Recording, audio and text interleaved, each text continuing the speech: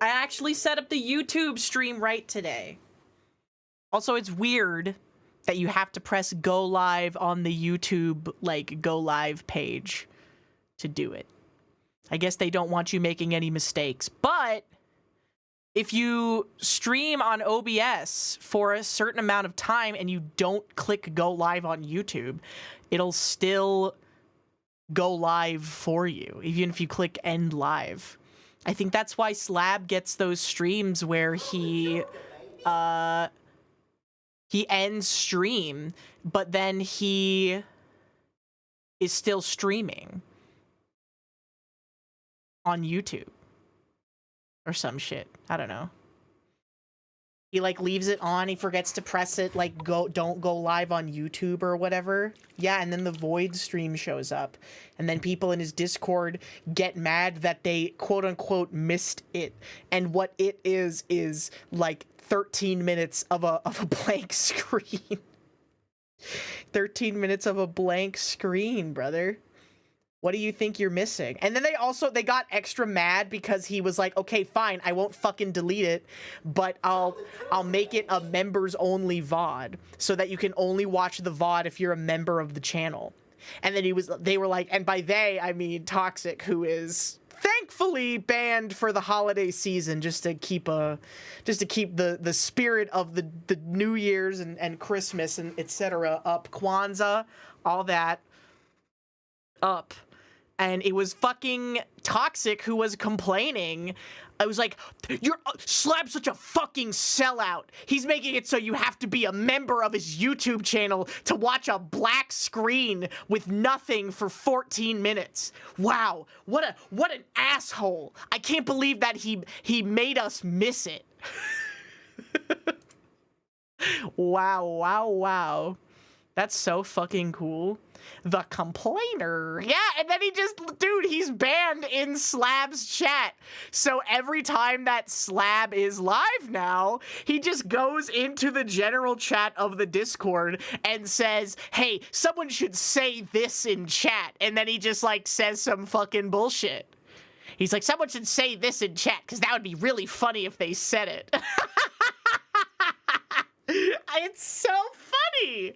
Why does he fucking do that? Why does he do that? Bro is unapologetically cringe. I feel bad. I don't want to be like bullying him or whatever, but like you're acting this way in public, so I guess you get what you fucking deserve, right? Isn't that crazy? Not even Slab, not even Folded acts like this. Not even Folded acts like this, but Toxic does, which is the funniest thing ever. It's so funny. It's fucking funny. I can never get a read on this dude. He's funny. I don't understand why Slab keeps him around, but I understand a little bit. Slab is like one of those old internet heads where he's like, we gotta keep the new friends out, guys, or else it'll become too normie. So he wants someone like that who's just like a hard filter for like children. Because anytime a child joins the Discord, the Slab cord. Oh, this is the wrong QR code. Get out of here. Get out of here. Bring back my merch shill. Guys, you should buy my merch. Because if you buy it, I don't want to spoil anything, but if you buy it, we might sell 6, 7 of something. I'm just saying, it would be really funny if we sold 6, 7 of the I Hate Hina shirts. I'm just saying that it would be really cool, okay, if we did that. Do you know when they ship? I think that they need to get made first, but they get made in like a day, because it's like an in-house screen printing thing. I can ask them when they'll ship, if you want, but like, probably like maybe a week or 2 after the sale ends, if I had to guess. It's very fast. It's a very fast process. It's not going to be like no fucking Novel Horizons Zentreya figure that people bought in 2022 that didn't ship until 2025. That's not what we're doing, okay? We're not doing that. That's crazy to me. Like the turnaround on VTuber merch. I saw a screenshot and I accidentally refreshed my fucking Twitter feed, but I saw a screenshot of someone who screenshotted a Hosho Marine like bundle of merch. And that shit cost 221,000 yen. Like, she better be spraying her fucking coochie dust on every square inch of that merchandise for 2,221 yen, brother. Like, I don't fucking care. That shit better be fucking slathered. I don't give a fuck for $2,000 for a bundle of merchandise. What the fuck are we doing, man? Is this tariffs? Why was it that much money? And I went to the HoloLive website and I was like, there's no way that it's that much. But the fucking bundle wasn't there. It was just a bunch of other shit. It's like, stickers or whatever. And maybe if I like put in my location for the US, it would have been like, yes, $180 for a sticker sheet, please. And I would be like, go fuck yourself. I'm sorry, I love HoloLive as much as the next guy, but you can suck my fucking dick and balls if you're going to be charging me $2,000 for a merch bundle. I don't care. I don't care. I don't care if Hosho Marine touched each and every fucking piece of that merchandise with her feet herself. It's not $2,000, brother. And the worst part is, if it was 2K and it was like going to the company or going to Marine, then I would at least understand it. But that shit's going to the fucking government and they're not gonna do anything with it. That's basically just throwing your money in the fucking garbage. That's basically just throwing your money in the fucking trash. You scroll on fucking TikTok and Instagram Reels and you get all those weird locales like the MF Doom guy where he just like rambles and says stuff. That's what that money is going towards. That's what that money is going towards if you're fucking giving them $3,000 in duties for Hosho Marine merchandise. Unfortunately. Like again, I would understand it at least if it was like, oh, you're supporting the talent. But no, the $2,000 goes to the fucking stupid government, bro. It drives me crazy. What could this possibly be? It was the set. It was the set of birthday merch. And it was a screenshot. I saw another fucking screenshot. And it was for like a sheet developer or some type of like project engineer for the HoloLive exclusive streaming application, which I guess is going to be like a competitor to Ethereum or something. It's like their own platform just for HoloLive stuff or whatever. Do you want to know how much money they were offering per hour for like a software engineering job to build this streaming app? Guys, 1,250 yen an hour, which equates to like $8.50 for an engineering job. An hour. And it was part-time too, and hourly. That's like $7. That app is gonna suck. No, it's not. They know what they're doing. They know that they're leveraging the absolutely, like there is some guy out there, one of the best engineers in the entire world, I guarantee it, would chomp at the bit. He would work for free to work on something that HoloLive would use. They know what they're doing. Unfortunately, I believe that they know what they're doing. But that is fucking crazy, right? That is fucking crazy, right?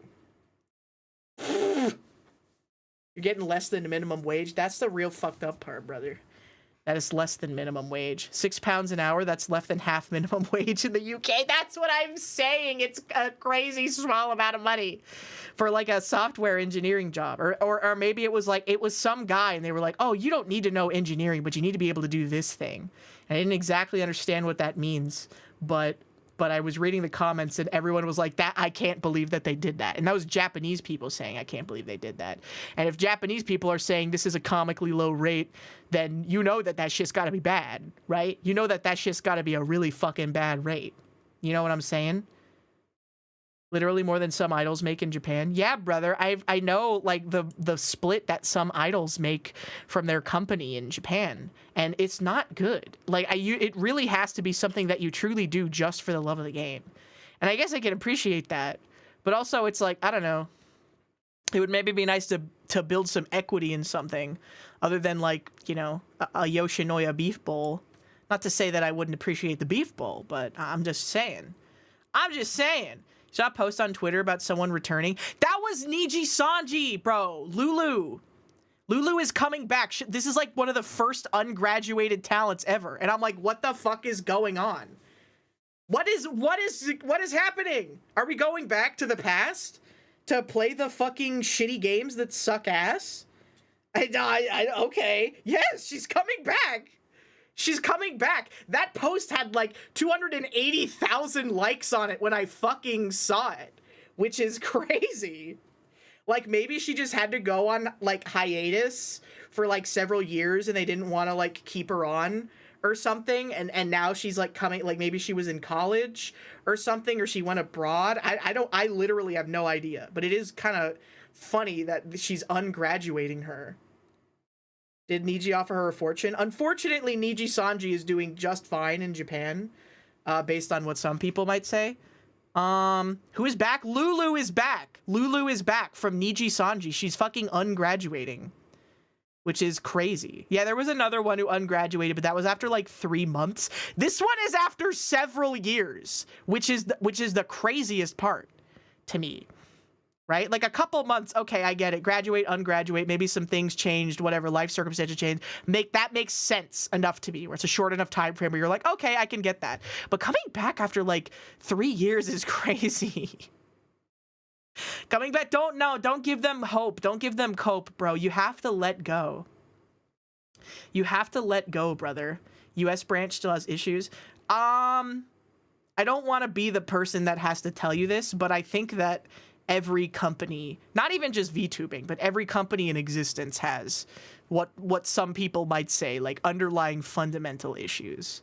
But yeah, no, it's a bit rough.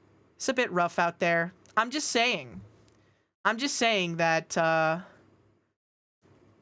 I don't think that I would ever be anything besides an indie. is all I'm gonna say on that matter. I love being an indie. I love being in charge of my content. I love being in charge of my IP. I love being in charge of my design and my merch and my brand.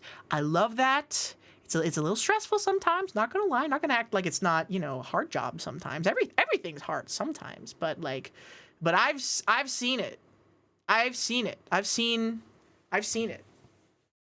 And I think that this is the best choice for me. And I know that there are a lot of people who do benefit a lot from being in a company, and that's great.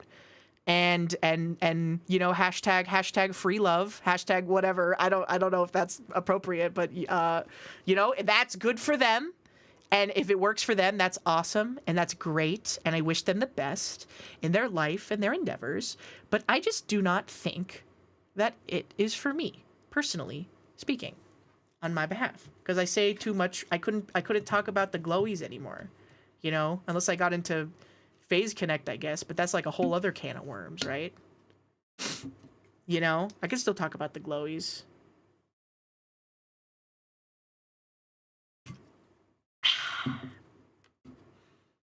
Socks maybe too, yeah.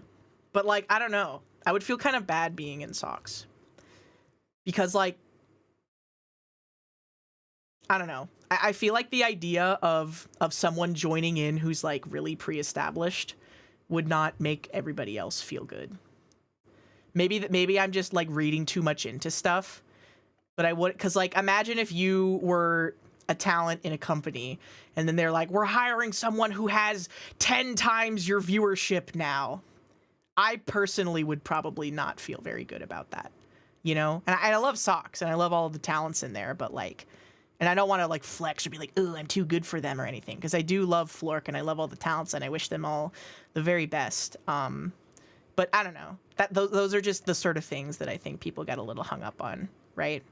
And like power dynamic stuff, I wouldn't want people to feel like that they couldn't like talk to me or anything, I guess, right? Because I think that would be a worry too. That happens a lot, like in indie spaces too as well. So I guess it wouldn't be something that's like wholly unique, but a lot of people get afraid to like talk with you or engage with you if they think that you're, you know, like above a certain like threshold or whatever, which I've always thought is a little silly. But I also don't think I'm really that content brained, like just personally speaking. So whenever I interact with people, it's mostly just because I like them, and it's because I enjoy their content or their personality, or I think that we would like mesh well with each other, like that sort of thing. And you know, and I'm not gonna say that I'm like completely immune to being worried about like numbers stuff. I think that's like natural for everybody who's in the industry, but I don't know. I wouldn't want to impose that sort of thing on people, right?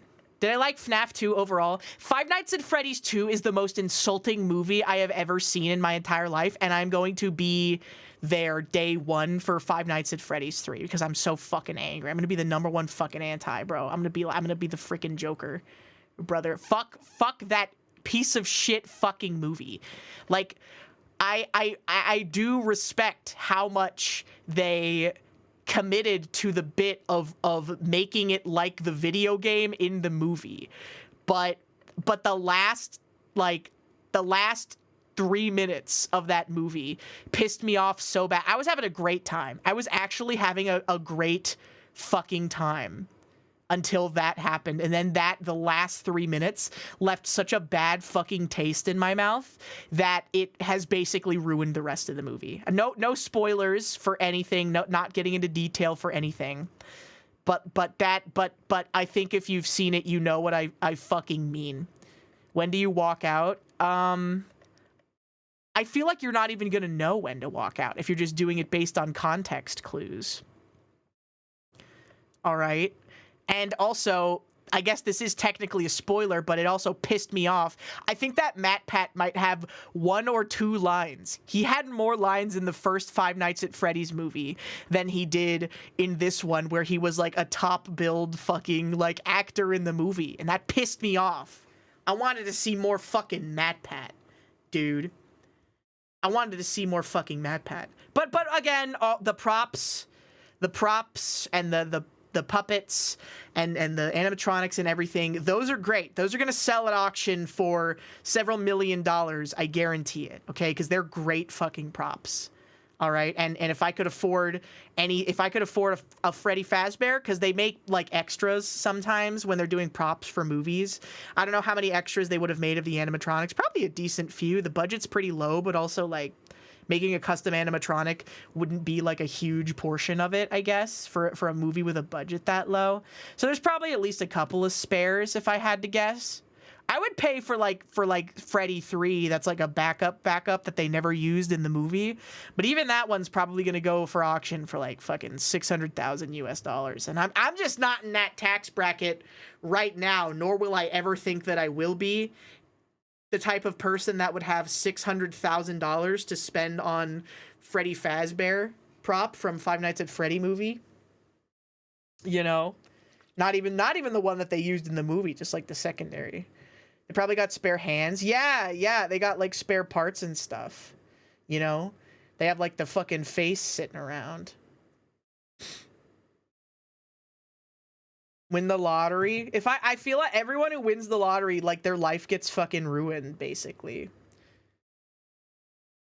That's what I've heard. If you win the lottery, then your life will fucking suck forever, in perpetuity, after you win it. Because money changes people, and people fucking change up on their day ones. And the second you win the lottery, everybody just starts getting mad at you if you don't give them a handout. Like, everybody you know gets fucking mad at you if you don't give them a handout. They're like, hey, so just heard that you won $500 million from the Powerball. So where's the handout for Uncle Jim? You only gave me 10 grand. You're a fucking bitch. You know, stuff like that. Get the gorilla couch. I'd buy the gorilla couch if I had $500 million. I'd buy a big house.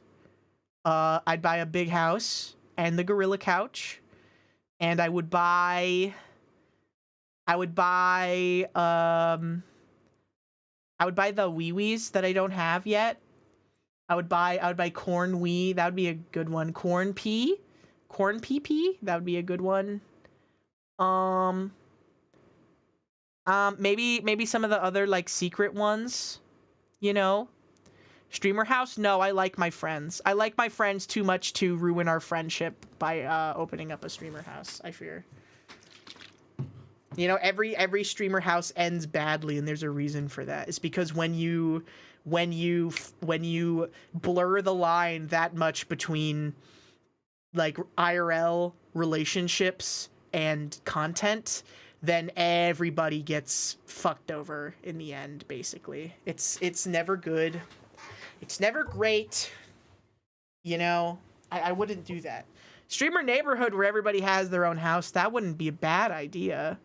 You know, maybe like a few doors down, right? Maybe a few, like, not maybe next door, but like same neighborhood. Maybe like neighborhood or 2 over or 3 over. You know, I wouldn't be so against that. Perhaps every other house. We need to have a house buffer so that there will be normies who don't know what we do, and they'll freak out and get scared and be like, why is there loud sounds coming from that guy's house over there? Why is that guy's house making such loud sounds? Why is he screaming at all hours of the night? We have to get old people to live in between each one, too. It'll be a streamer/retirement community. Okay? But it alternate every other one. I think that would be really funny. They're talking about some lady they had over. Her name was Annie Mae. Does anybody know? I think that my sister was named.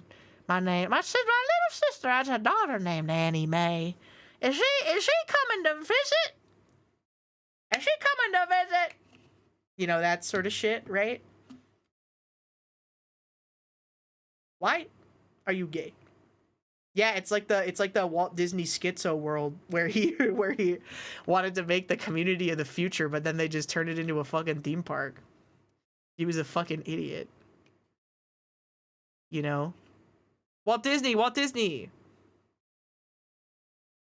Annie Mae, dick and balls.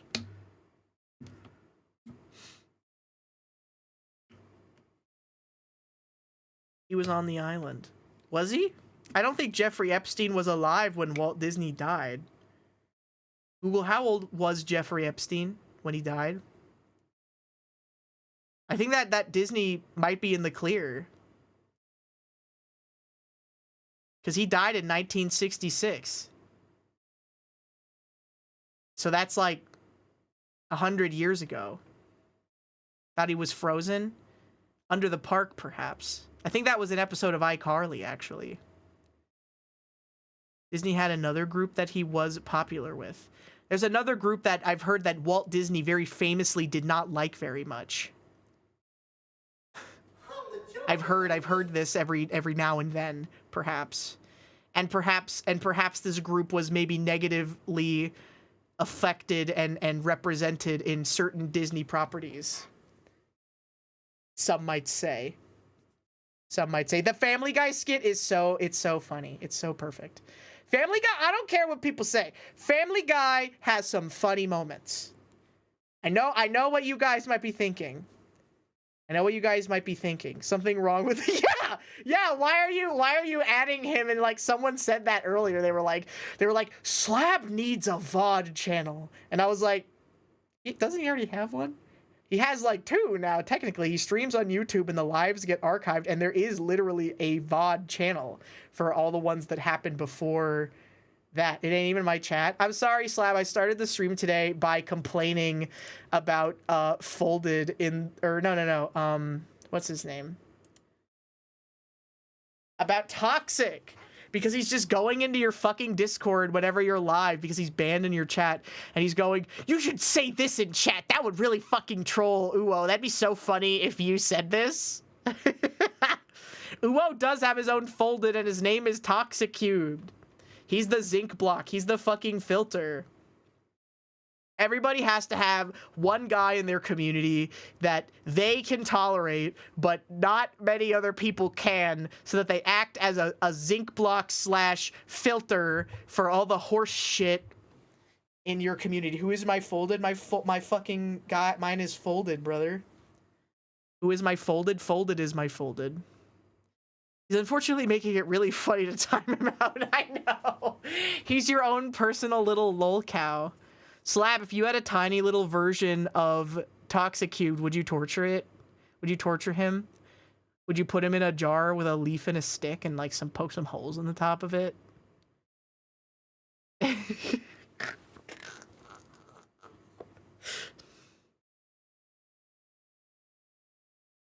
Surely because he kept these feelings secret, because some Redditor says so. Yeah.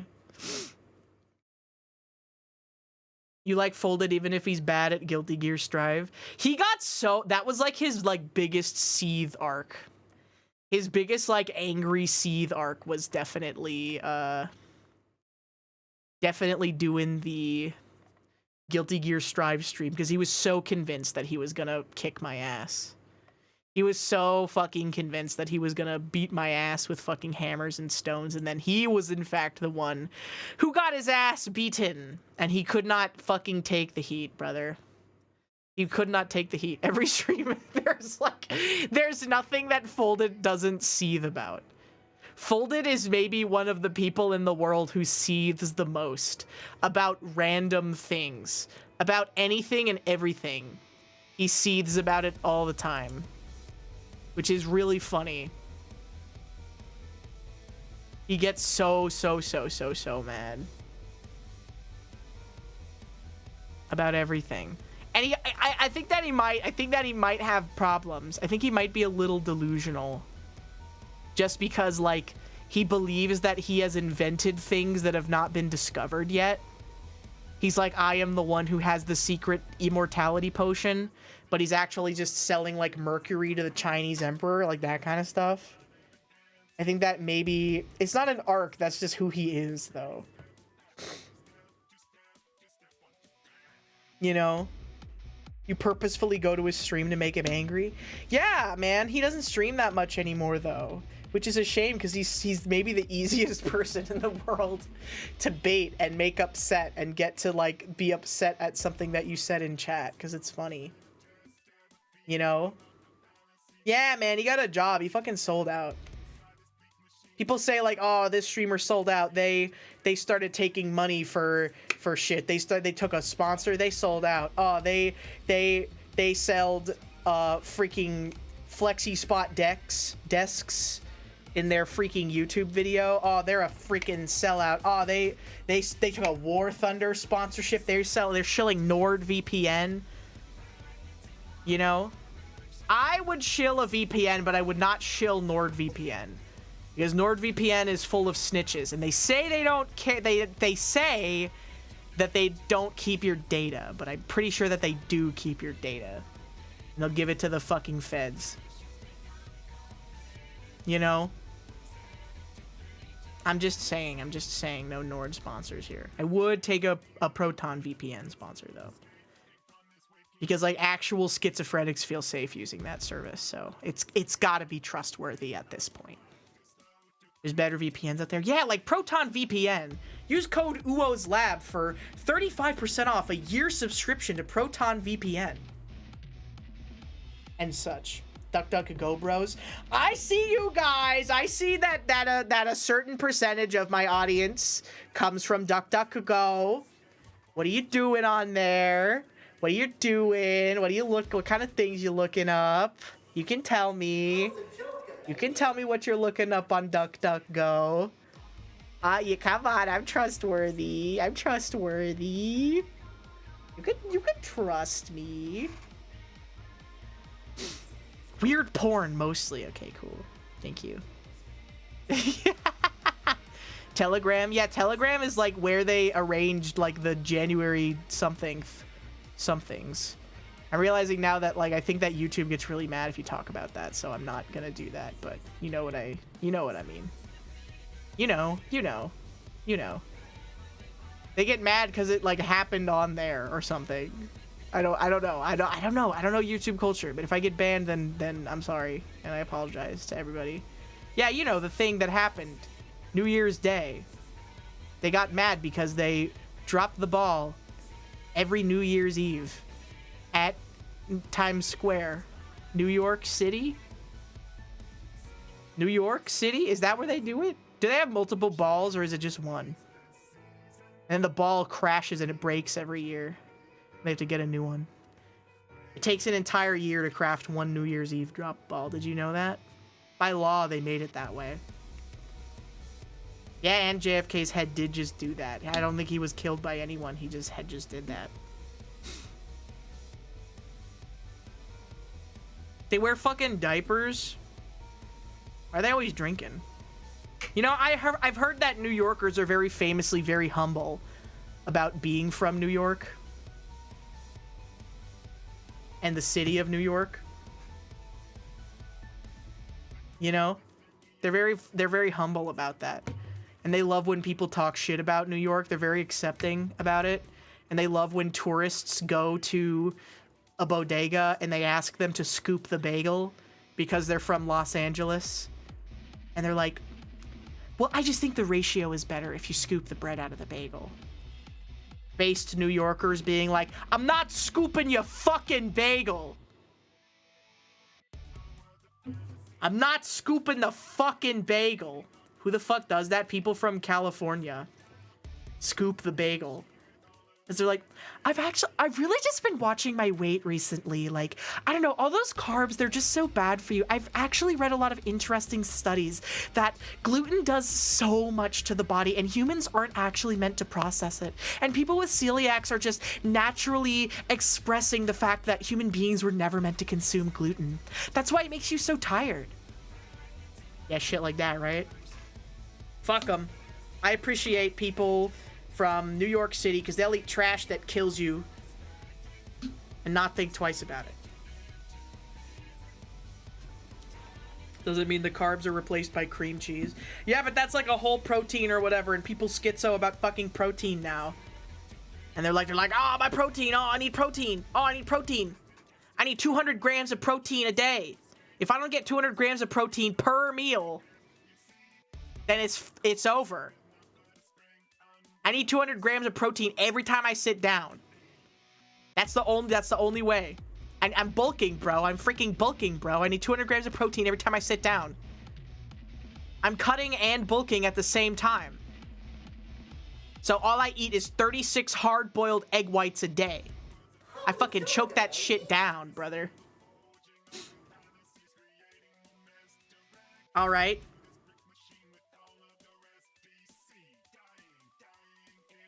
What was that study where they found out that there's like actually a lot of lead? There's actually like maybe an alarming amount of lead in protein supplements just in general. And Huel was like the worst one. And some guy was like, I've been having 6 scoops of Huel every day for the last 3 fucking years. And I'm full of lead. Why are they always putting lead in shit? Is it one of those things where it's just like a residual thing, like the bug leg thing, and the pus milk thing, and the blood milk thing? Or is it like, we put the lead in there because it's sweet? Does Gamersupps have lead? I don't know. I don't think they care if I fucking say they do or don't. But buy my shit, bro. Buy my shit with the fucking code so we can get a stupid shaker. Or buy the merch. Honestly, I would prefer you do that. I do gotta say though, the fucking the Crimson Moonburst, the Aethel flavor, like I'm not a sponsor, hashtag not biased, because he's my friend, but that is really fucking good. That is like actually really fucking good. Like even if you only get the caffeine-free one as a little treat, they were fucking cooking with that one. They were actually fucking cooking with Crimson Moonburst. That one actually goes insane. So. Plant protein is lame and soy. That's literally soy, bro. I don't care about soy. But I do love that Reddit post where the guy was like, it was a little too hard to open up my Soylent bottle, so I invented this cool robot to twist the tops off for me. I miss when people would just post, like, unironically like that, unabashed and unafraid of the fact that people were going to relentlessly make fun of them. You know? And now they're too afraid. Very sad. Very sad. Soybot, my strength is waning. Soybot, please. Please, your father's strength is waning. I require a new Soylent. What's the worst tasting energy powder flavor? Can I be so real right now?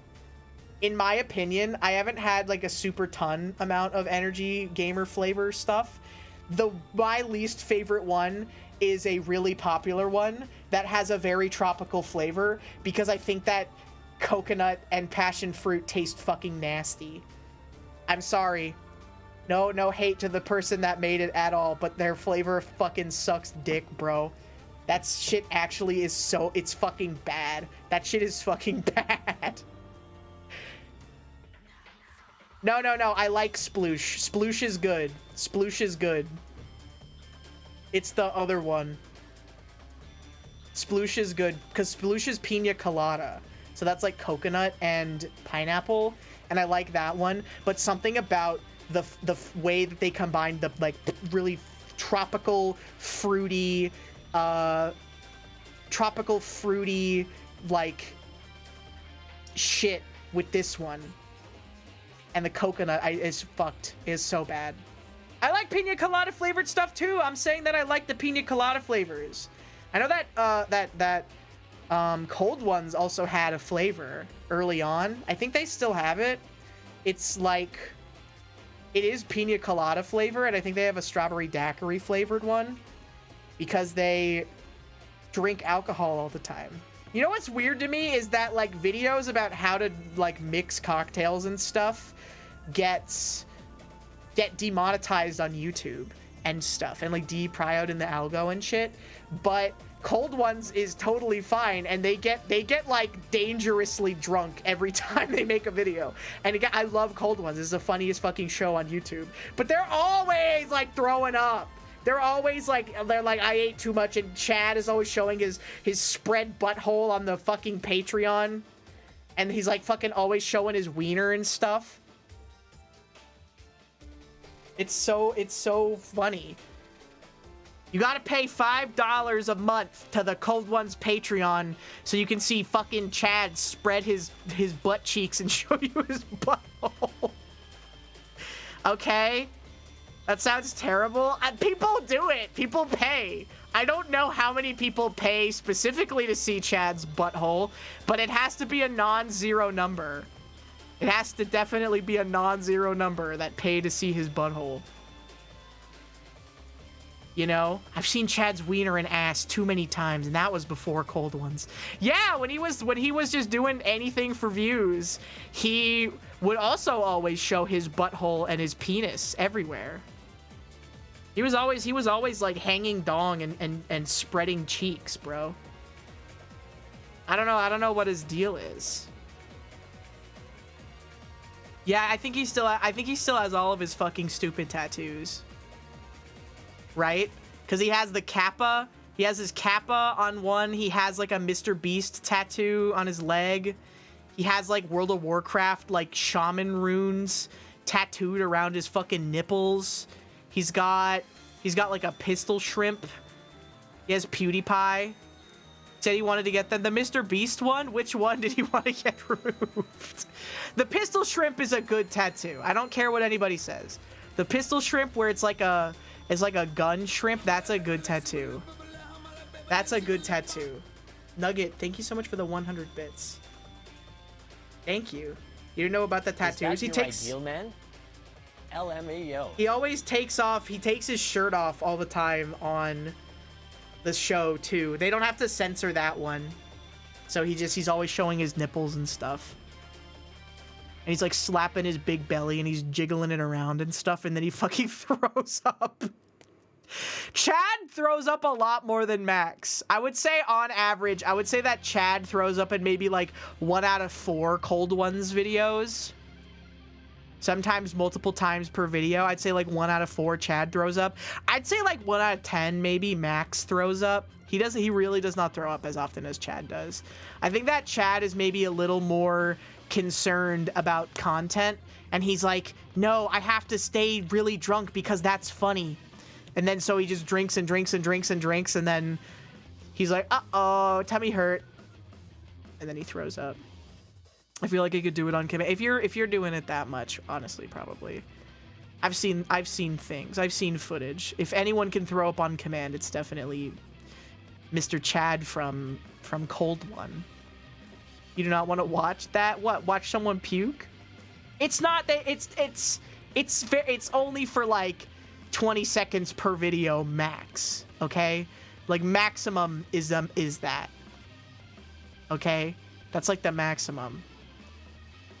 The way that I'm describing it, it makes it sound like it's actually just horrific, though, because all I've said is, yeah, he's always fucking spreading his asshole and shoving things up his butthole, and every time they have something available that looks like it might fit up someone's butthole, they stick it up Chad's butthole, and he's always fucking pulling his cock out. And he's always trying to kiss Max. They're always trying to kiss! Chad is always trying to kiss Max. Like, all the time. Sometimes they do kiss, but only very rarely. Very rarely Max and Chad will kiss each other. But it does happen. He's pulling his cock out! Out of his mouth at the same time. Yeah, it's a leftover from the Filthy Frank days. They're kind of like Pyrocynical, where they're not woke, but they're not chuddy either, I think.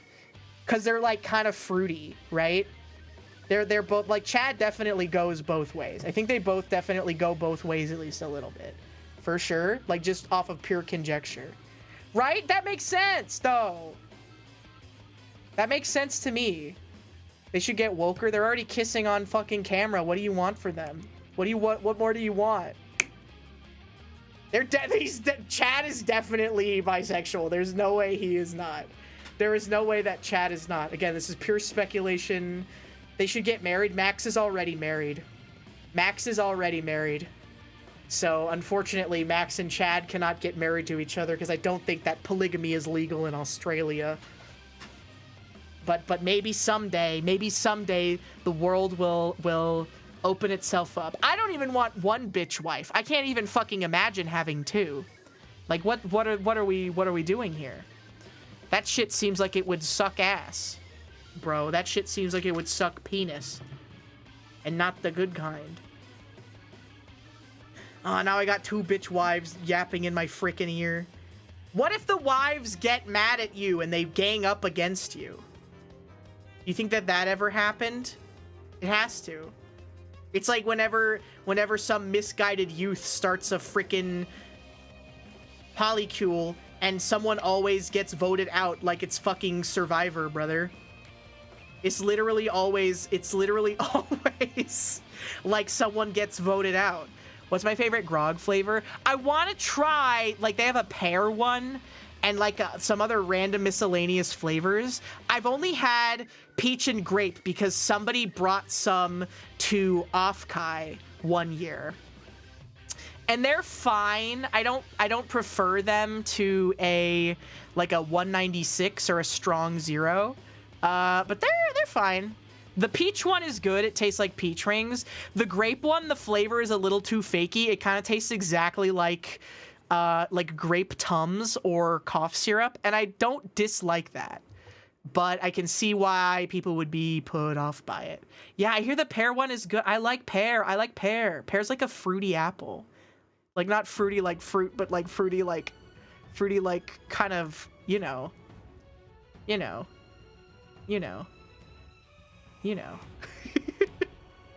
I think it's vodka based. I don't think they're malt based. They're not bad. I enjoy them. Out of all the YouTuber products I've tried, they're pretty good. Mr. Beast bars, I don't know why people shit on them so much. They're fine. They're okay. They're like okay. Whatever. Like, you know, they taste kind of like a Nestle bar. Like, if you ever had a regular Nestle like chocolate bar, it's not a crunch bar. It tastes kind of like that. Love cold ones, but grog is kind of mid. That's so sad. From Resident Alcoholic Uo's Lab. This is so sad. Yeah, Nestle's plain chocolate is actually pretty good. So, like, I don't see why people complain about Mr. Beast bars so much. Why do they hate Mr. Beast so much? Is it because of all those things he did? Is it because he built Mr. Beastland in Saudi Arabia? Why did he do that? Why would you do that, Mr. Beast? Yeah, Slab prefers Malort. Slab prefers drinking a Pabst Blue Ribbon beer out of a shoe. I think that's his ideal alcohol consumption vehicle.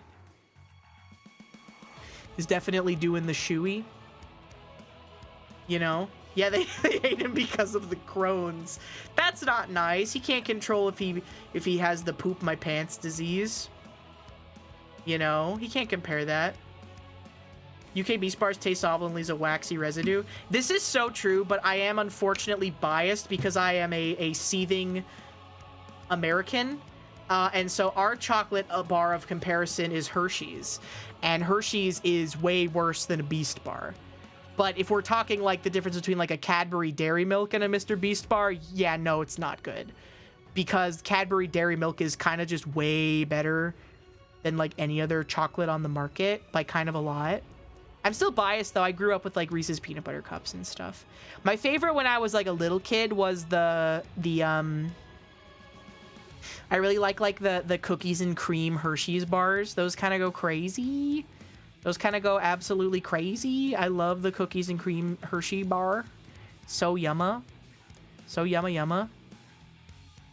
Dairy Milk is lowest quality. That's so fucked up.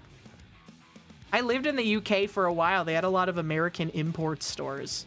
And people would go there and buy Hershey's products and be like, why does it taste like puke? And I'm like, I don't know, man. I kind of like the puke flavor.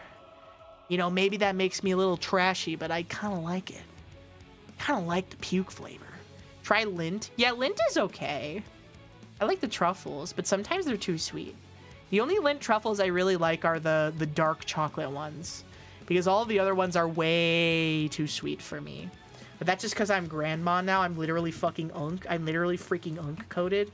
I'm literally hashtag unk. I'm literally hashtag unk coded. Tony's is the best chocolate. Tony's Choco Lonely is the best chocolate. And I'm not just saying that because they're one of the only chocolate bars that doesn't rely on child slavery to source and get their product. They are crazy expensive though, but I'll pay it. It's good. It's a good product. They don't use slavery. They tell you like scan some shit on the fucking back of the wrapper. You scan Snoop Dogg's face on a bottle of wine and he says, glasses up. Did you guys like the off collab? Wait, was it yesterday or the day before? I literally can't even remember. All I remember is the Buzz Buddy ball, and it was really not good. It was really not so good. I told you guys, I pinged you in the Discord like an hour, like 2 times at everyone, like 2 times, and I was like, you gotta be there when it happens or you're gonna miss it, because it was only gonna be like an hour. I think that the VOD is still up. I can check if the VOD is still up, and if it's not, then you had to fucking be there. I don't know what to say. If it's not up, then you actually just had to fucking be there. Yes. Same. Hold on. No, the VOD is still up. If you want to watch it, you can go watch it, okay? It's members. Oh, it's not. It's not. It's not. It's not. It's not. It's not. We wouldn't do that. We wouldn't make it subscriber only. Haha. What did we end up eating? Oh my god, we got Thai food and it was so fucking good. It was maybe some of the best Thai food I've ever had in my entire life. But Ecto was seething the entire time because I didn't know this, but she can't handle spicy food.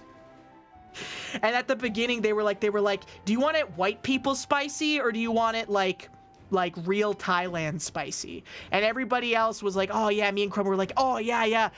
We like it spicy. Can we get Thai spicy? Like, not like super duper spicy, but like normal Thai spicy would be good. And she was like, haha, yeah, okay. And then everything ended up being too spicy, and she was just fucking sitting there. And she was like, I can't eat because it's too spicy. I can't eat because I ran out of water and it's too spicy. What did we get? Oh my god, we got so much stuff. We got, like, they had these rice cakes full of vegetables, and we had those, and they were super good. And they also had, like, stewed pork belly, and we had that, and that was so good. We had a bunch of curry, too. And the spiciest thing we got by far was one of the curries. It was like a red curry, and it was no fucking joke. It was like about as spicy as the 2 times like bulldog spicy noodles, if you need like a generic kind of frame of reference. It was spicy. It was fucking spicy. Oh my god. But it was really good still. The best thing we had was probably we had like a yellow chicken curry. It was so good. Thailand does not fuck around. And I'm gonna be the first one to say it. I'm tired of all these Japan glazers, okay? Because everyone acts like Japan has the best food in the entire world. And brother, Japan doesn't even have the best food in all of Asia, okay? Like, actually not even, I would say top 5 maybe, but definitely not as good. Thai food kind of mogs. And I'm not saying this just because I just had it. Thai food is like so good, and everybody just thinks of like pad Thai or pad siu. But man, Thai food, Thai curry, and like we had this really good like stir fry that was like all vegetables and cashews and nuts and stuff, was so good. Oh my god, so good. Thai soups, tom yum soup, other great soups are also available. Pad siu is good. I like pad siu a lot. But man, pad siu, pad see me. Overrate sushi, which is good and all, but Thai food is just a whole other level. That's what I'm saying. Thai food is so good. I love they do like the coconut milk, like saffron steamed rice that turns yellow. Oh my god, and it's like a little sweet. That's so good with like a really spicy, like meaty umami curry. Oh my god. Yumma yumma. So yummy. I miss it already. I miss that delicious, delicious Thai food. It's so good. Cow soy. I think I've heard of cow soy. I think we might have had it. That's like a type of curry, or is it one of those dry curries? Cow soy. Oh no, I've heard of this. This is like a coconut milk noodle dish. Oh, this looks so good. I should make this. I should make this. Do they have this shit in like The Wok by that one guy? The Wok cookbook by that one guy? Chinese food is also amazing. Most Americans are really only familiar with Cantonese cuisine, and Cantonese food is good, but a lot of the Americanized style Chinese food that people are familiar with, it comes from Shandong province, I'm pretty sure. Because they're famous for having these really like sweet and spicy and sticky sauces, and they usually cover like woodier mushrooms and chicken feet and stuff with them. But to make them more palatable to the Western cuisine, they were like, what if we fried chicken instead? What if we took chicken and we fried that, and instead of serving it on chicken feet and tongues, we had that with that instead? And that's where a lot of Americanized Chinese food dishes come from. A lot of Americanized Chinese food dishes are also very in the Cantonese route. But you're really missing out if you haven't explored like Sichuan Chinese food or Guangdong province Chinese food as well is also really, really good. Like each like cultural Chinese like food route has really good dishes. But I will tell you the life hack, which is that if you look up a Chinese dish and it says that like the reason why people eat it is because it leads to quote unquote vigor, longevity, and long life, you need to steer clear, because that shit's gonna taste so bad. That's just gonna be like evil food that's gonna make you feel sick. Okay? It's food that makes you fuck good. It's food that makes you fuck good. It makes your penis hard. And if you need that, then you can just take a Viagra pill. You don't need to eat the fucking hairy tofu, okay? And I'm respectful, okay? I'm respectful. If you want to eat the fucking hairy tofu, you can eat it. But also, it says, like, on the Wikipedia page that it's known to make people sick. Like, that's one of the key notes about this dish, brother. So, like, yeah, take your own risk. Eat at your own fucking detriment, brother. Yes, Vietnamese food also goes crazy. Vietnamese food is interesting too, because it's got like a lot of roots in like French culinary style, because they were colonized by the French for a long time. which is where you get stuff like the banh mi, which is really good. Banh mi is definitely like top 10 sandwich, and I know that you guys are really sensitive about the topic of sandwiches for some reason, but I would say that it fits. I would say that it fits this category very well. I love this shit. It's so yumma. Pho makes your stomach hurt? What the hell? Pho make my stomach hurt. Can't eat pho, make my stomach hurt. Or whatever. We should play the video game. We can keep talking though. Don't bond me, I didn't do anything. Oh, I love pork belly banh mi. Why'd I got that red shit? Why'd I got that fucking red pork belly? They got that red 40 pork belly. Red 40 cooked pork in China. You know what I'm talking about?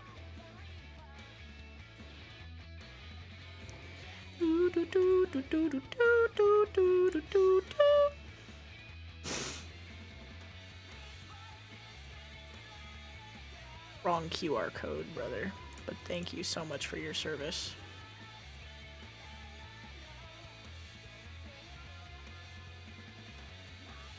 Thank you so much for your service. Wait. There we go. And then text. Bottom text. Yes, top text, bottom text. Yes, bitch, yes.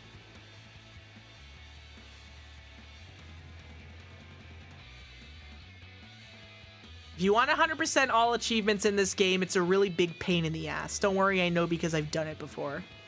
But I haven't done it on this Steam account. I've only done it on PlayStation Network. Because that's how I played this game originally in fucking 2008 when it came out. 2009? 2011? I don't remember when this came out. But I did it 100 million billion years ago. We're just gonna finish our current run also, because we only have a few bosses left anyways, so like we might as well just fucking lock in. And then we can do all of the annoying achievements, because we're playing on the remastered edition. And no, I'm not gonna be doing any invasions. I think that there's maybe like 300 people playing this game at any given time with peer-to-peer connections, and I don't fuck with that. Okay? You gotta do it from scratch. Do I have the Covenant of Artorias? I think that we literally beat the whole DLC. We literally beat the whole DLC and everything early so that wait, hold on, I gotta pause the music. We literally beat the whole DLC early so that I could get the special cutscene with freaking Sif that makes people sad. Okay, but also we should thank subs and everything before we start with the game. Novantero, thank you so much for the resub. Welcome back for 37 months. I really appreciate it. Thank you so much. Soupy8674, thank you for the resub. Welcome back for 41 months. That's a long time. Welcome back. Uzumaki Beat, thank you so much for the raid. Welcome in. I hope you had a great stream. Thank you so much. Blazy Knights, thank you so much for the resub. Welcome back for 40 months. Welcome back. That's almost 5 years. The McRib is back. Thank you for the resub. Welcome back for 10 months. Thank you so much. Proud Lawful, thank you for the resub. Welcome back for 28 months. Alphatraz, thank you so much for the resub. Welcome back for 27 months. Starehole, thank you for the resub. Welcome back for 15 months. Grilled Cheese Sandwich, thank you for the resub. Welcome back for 28 months. Nick Knops, thank you for the resub. Welcome back for 21 months. Dark Fury, thank you for the resub. Welcome back for 9 months. Ent2SG, thank you for the resub. Welcome back for 5 months. Edging on Microsoft Edge, thank you for the resub. Welcome back for 2 months with Prime. This is a great name. Thank you. Consummate94, thank you for the resub. Welcome back for 9 months. And Leggerman, thank you for the resub. Welcome back for 26 months. I really appreciate it. When I was hanging out with Ecto and Ecto gave me a mysterious Chinese throat syrup that fixed my voice. Because it's been fucked for a really long time, but then I drank the mysterious Chinese throat syrup and it fixed me. Which is why I don't sound like I've been smoking a pack a day for the last 30 years right now. So, even though I have. No, I don't smoke. I don't don't smoke. I don't smoke. I don't smoke. I don't smoke. Smoking's bad for you. Dare works. Okay. Yeah, it tastes good. That mysterious Chinese honey medicinal syrup. It fucking works, man. That shit works. I apologize to anything that I may or may not have said about Chinese medicine in the past. Do I have the key? I feel like I don't have it. Do I have the key? I do have the key to the seal. Never mind. We're freaking in there. Right, because I put the Lord vessel down. And then I was like, I don't want to do that. I don't want to do this box because I don't want to do Sif first. Because if I do Sif first, I do the Four Kings first, then I won't be able. I won't be able to get the cutscene with Sif. You know? I feel like a lot of the most annoying stuff is gonna be, hey man. Is gonna be grinding the Covenant stuff, because the online basically doesn't work anymore. And I don't care if you're like, actually. Wait, did I already drain it? I have to have, right? What the fuck is this? Okay, that was definitely not worth it. Where am I going, bro?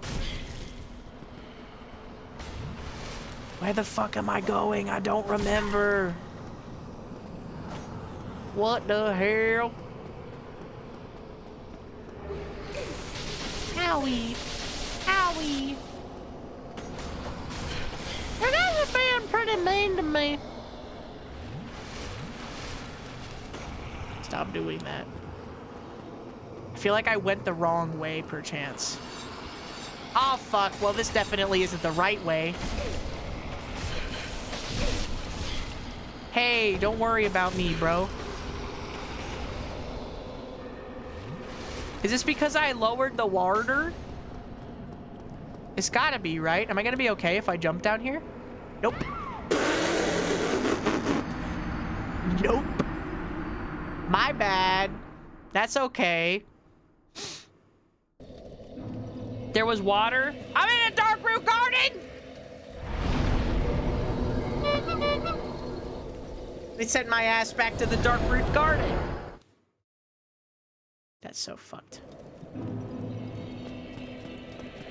The Chinese syrup? Yeah, you can get the Chinese throat syrup on Amazon. I don't know if it fixes you if you smoke.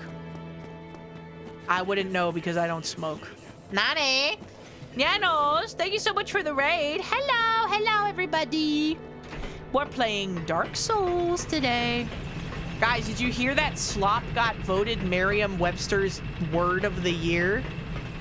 Isn't that so freaking cool? Don't ask where it came from.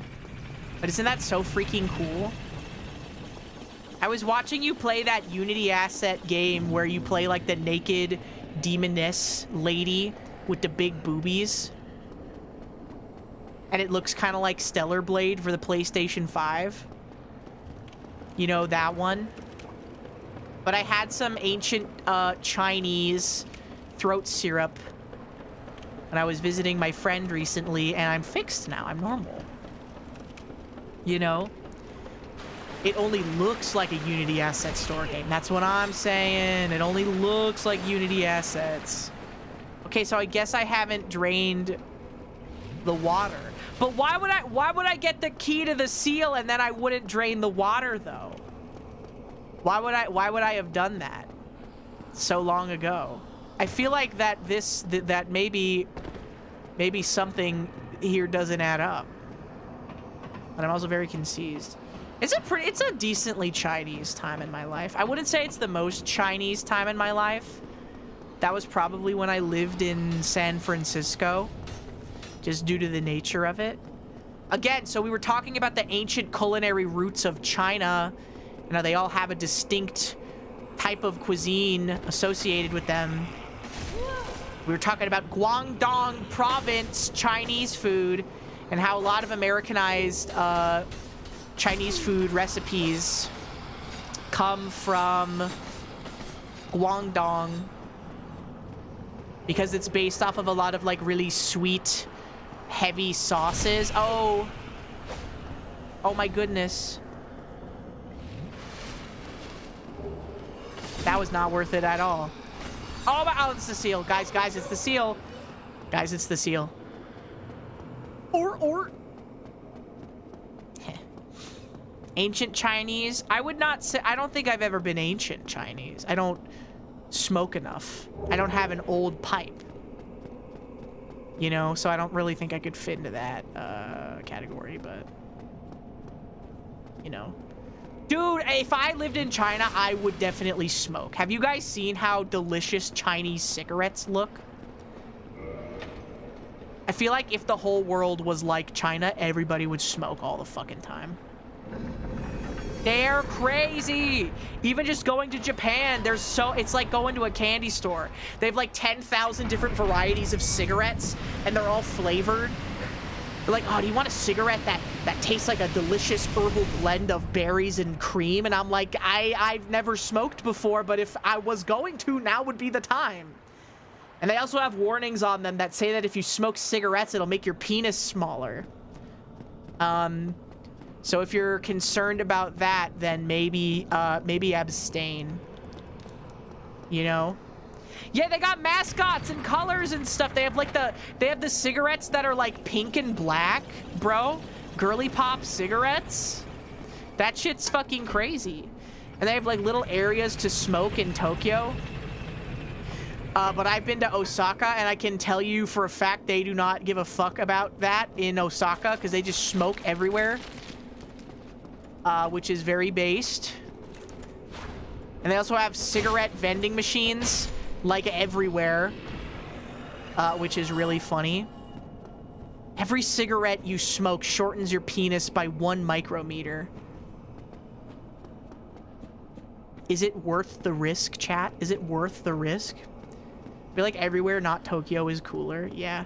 Tokyo is cool to go to in the same way that Disneyland is cool to go to, where it's like a curated experience that's invented by a corporation to separate you from your money. But if you want to experience the real Japan, and I know it's blasé, okay? I know every freaking gaijin who has been to Japan one time will tell you this, so I'm not just saying this shit, okay? But you probably should go to more places than just Tokyo if you go to Japan. Like, at least Kyoto. Even if you don't want to go to Osaka, you should definitely go to Kyoto, for sure. Yeah, it is an international city of make-believe. That's kind of accurate.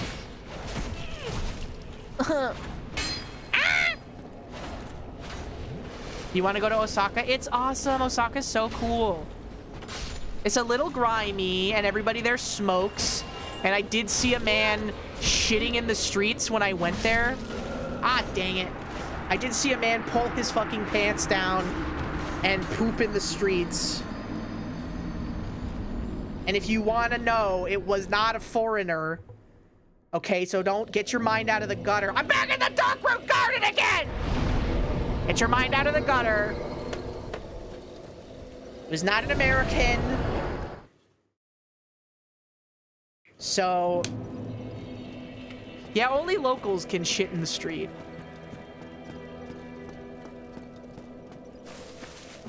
Maybe go to Big City 3. Well, if you don't speak Japanese, I'm not gonna tell you to go to a small town where maybe one guy speaks the language, you know?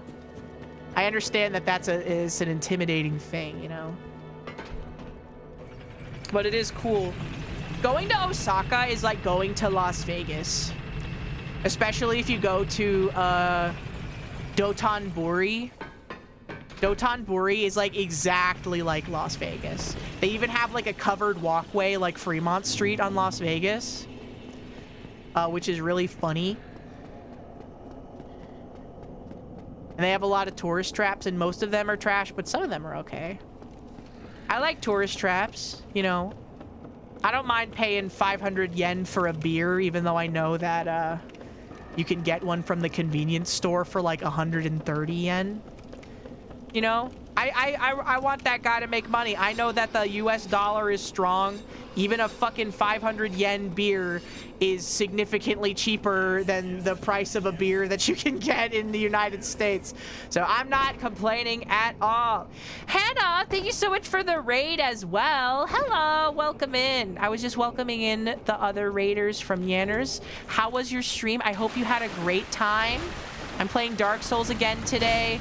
I'm trying to 100% complete the game, all Steam achievements.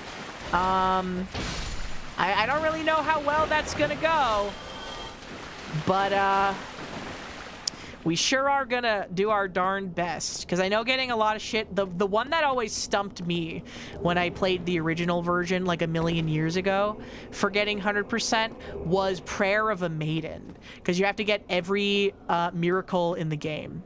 And that includes Gravelord Greatsword Dance and Gravelord Sword Dance, which can only be gotten from doing the Gravelord Covenant. And you can only do that Covenant if you... why are there ghosts here? You can only do that Covenant if you haven't killed Nito yet, which sucks, because you reset your progress in the Covenant if you progress through the game too far. So that one is pretty annoying to get. I also remember getting the Channeler's Trident for the fucking rare weapons thing, because there's an achievement for getting every rare weapon in the game, which is like every weapon that upgrades with Twinkling Titanite or like drops with a rare enemy drop, I think. There's a list for it, which I certainly will be consulting later, but you know. The evil red screamy skull.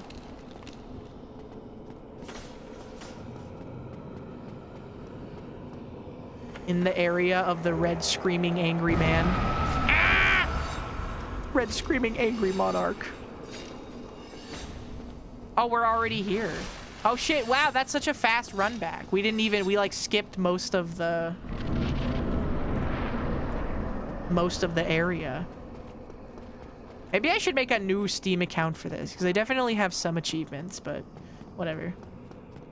That's what we call the movie magic. We'll just do the annoying ones, and then people won't get upset if I skip them. If I skip the easy ones, like upgrade a weapon or whatever. Upgrade a weapon one time. What happens if I cast light and then I walk into the abyss? Don't worry, guys. I'm coming for you. Jasper County.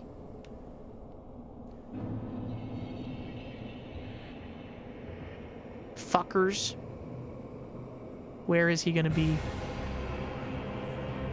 There he is. There's my goat right there. Throwing purple voids at me. Guys, I have fucking terrible news. Which is that I think that I might suck at Uma Musume Pretty Derby. Because I thought that I was the GOAT and I was owning the first round of the champions meeting, and I got some bad fucking news about round 2, brother. I got some bad fucking news.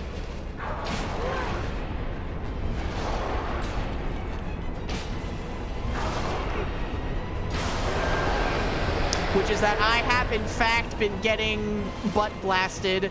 I basically, if I'm coming up on that final corner and somebody has a gold chip that's even close to one of my horses, then I know that it's fucking over. I'm like, yeah, there's nothing that can be done. And I foolishly did not raise a gold chip. So then I raised one today for round 2. And I thought that it was a pretty decent one. It's the best one I've ever raised. And then it's like, nah, dog, your shit fucking sucks, bro. You're chopped as hell. So I don't know what I'm doing wrong. I don't know what I'm doing wrong. I don't really care if I win or lose, though, because I'm at Group A finals, and even if I lose, I'll get more carrots and tickets than if I won Group B finals, so...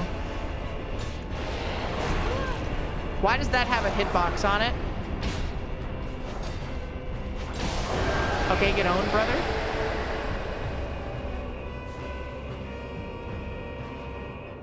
Your Umu skills were weak. Yeah. We're reaching the point. I also was getting really frustrated because during this champions meeting, basically every single person that I went up against in round 2 had only S rank horses and max limit broken versions of basically every support card in the game, which is bullshit for sure and not very fun to fight against.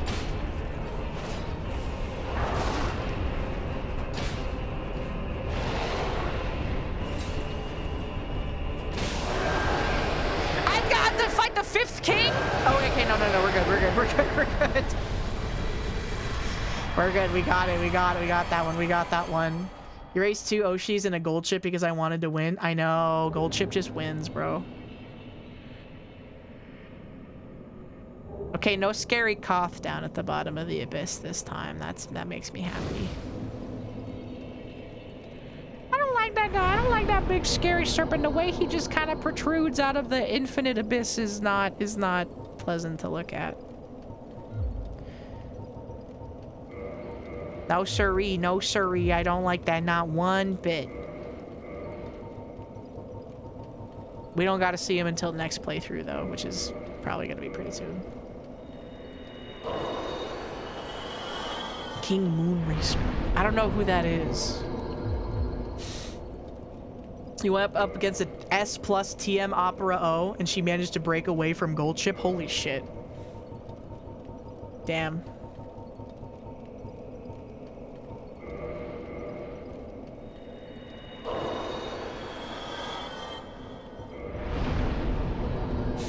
Sometimes just an S rank horse will just beat you. It's unfortunate. Because I went into like 3 or 4 lobbies in a row yesterday. And it was like, ah, yes, only S-rank horses except for mine because my stupid ass doesn't have a max limit broken Biko Pegasus and Super Creek and Rice Shower from the Riko Kashimoto banner, even though that card is only going to be good in like 2 champions meetings. My bad. My bad. Should have done that. 1. Oopsie. Can we not warp to the Duke's archives? That's a shame. I could have sworn I got that one last time, but maybe not. I feel like you went up against a lot of S or higher ranked ones even in round 1. Yeah, I mean, I think that maybe that's just the nature of a long champions meeting, I guess. If you have the Rice Shower card and then like Hishi Amazon, you kind of just do speed and power, and then you get 1200, 1200, 1200 if you get lucky. But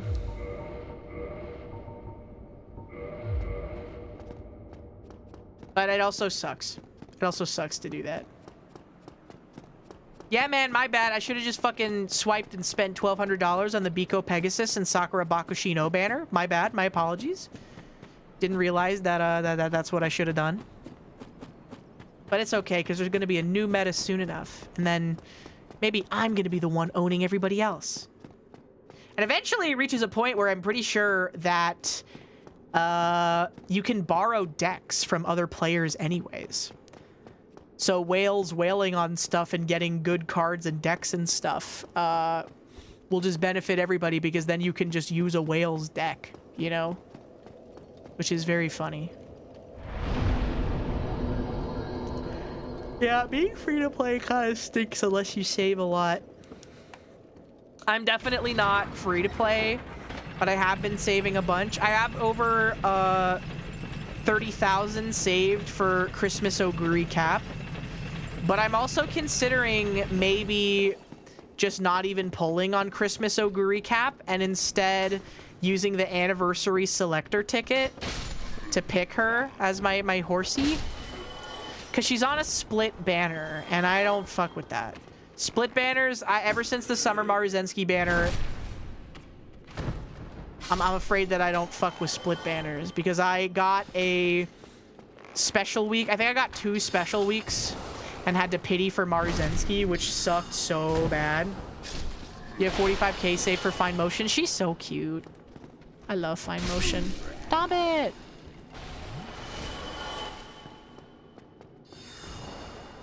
I respect that, pulling for your Oshi. Unfortunately, I'm a dirty meta player, so I've kind of already known all the horses I was gonna pull on for the last 2 years. I do raise a Matikane Fuku Kitaru for every champions meeting, though, because she's my favorite. And I already got her outfit variant for the half anniversary banner, so I'm good, because she never got another outfit, even in JP. I'm sorry, where the fuck did that come from? Sorry, brother, where the fuck did that arrow come from? Which is the worst outcome. That's so true. I know.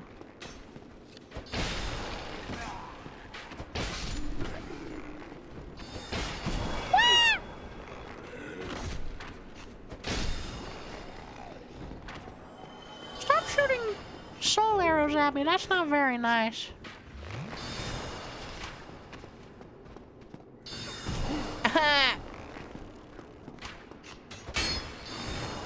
I mainly pulled Summer Maruzensky because I like her. You know?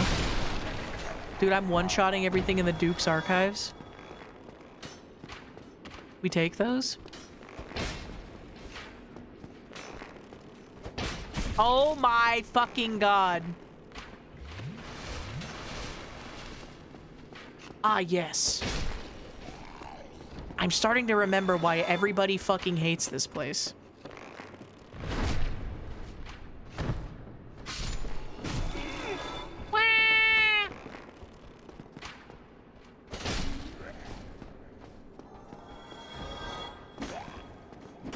I think Fine Motion is pretty decent as a pace chaser. I don't know, because, I don't know, meta gets weird. Meta, a lot of the time, just becomes whoever is the newest horse to come out is the best one. Like, Still in Love was really broken when she came out, so everybody was just running Still in Love.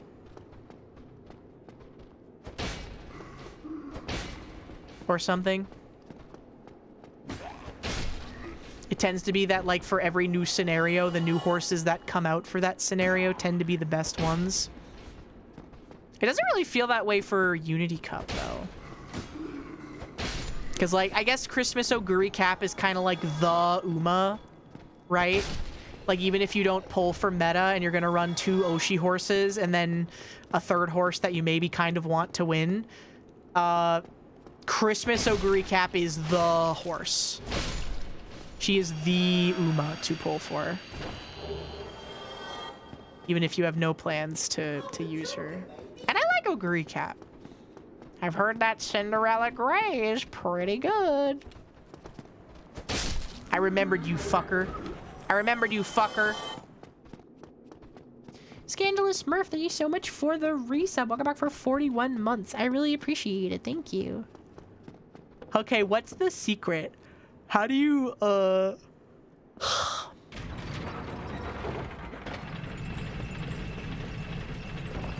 There's like some clip you can do from this elevator.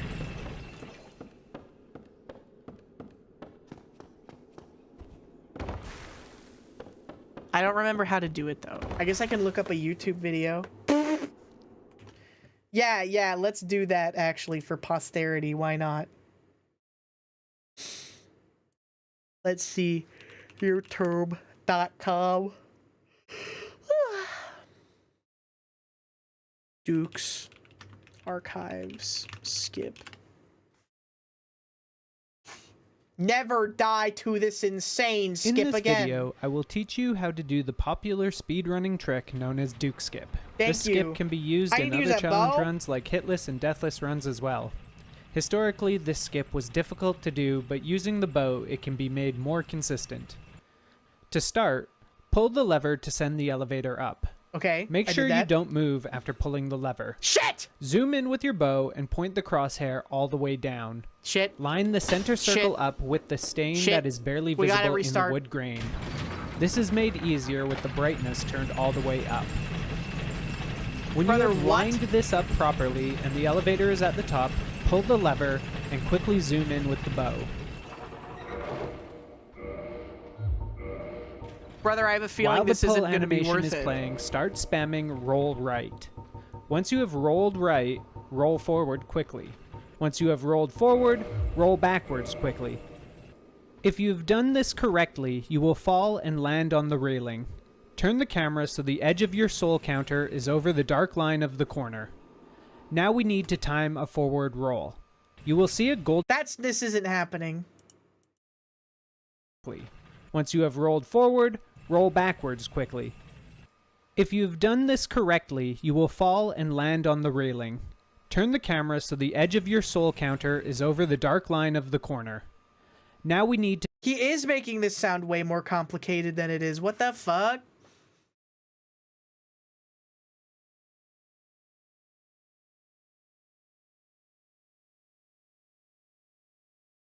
Just practice it?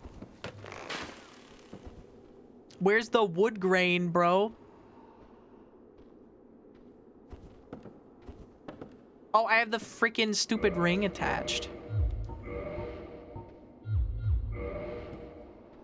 Will the stupid ring change things?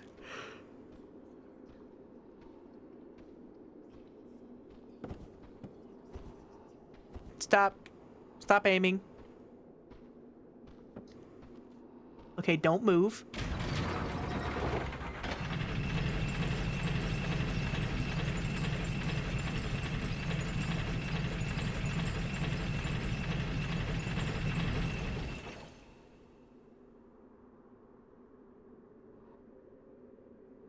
Then what? Shit.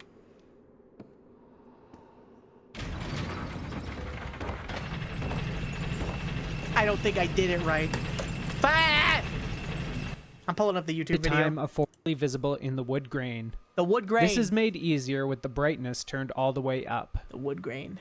Right. When you have lined this up properly and the elevator is at the top, pull the lever and quickly zoom in with the bow. While the pull animation is playing, start spamming roll right. Once you have rolled right, roll forward quickly. Once you have rolled forward, roll backwards quickly. That doesn't seem like that's what I have to do though. Like, am I coping or what? Because it looks like the setup is just roll back and then land on this thing here as the elevator is going down. Yeah, you start at the top.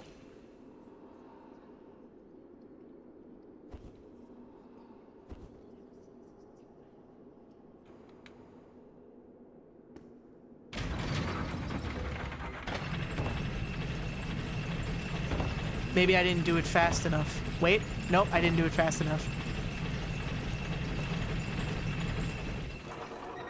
Guys, I didn't have it aimed at the wood grain.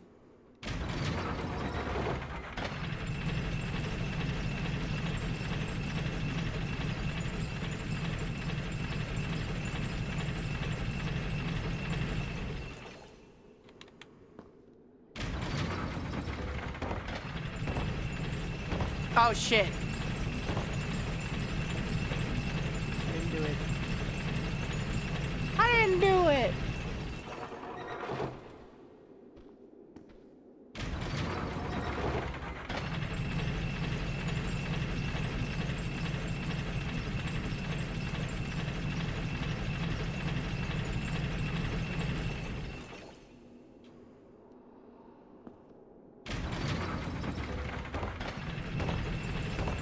Shit! I keep rolling backwards instead of forwards. It's literally 2 instructions.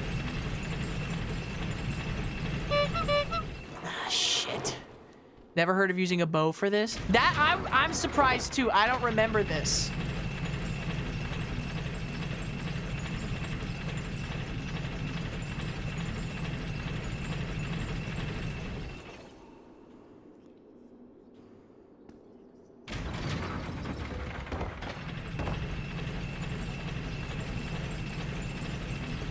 The bow seems to be relatively new tech. It doesn't, yeah, it seems new. I guess. You play the old version. Oh.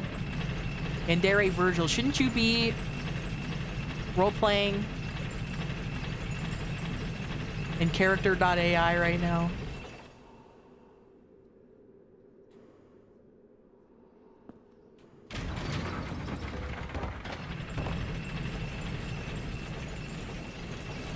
Guys, I don't think I did it right.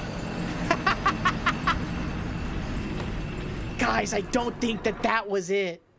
I got some bad news. I think that I fucked that one up. Ah, shit. I don't get it. The Teach center me. circle up with the stain that is barely visible in the wood grain. This is made easier with the brightness turned all the way up. The stain! When you have lined this up properly and the elevator is at the top, pull the lever and quickly zoom in with the bow. Okay.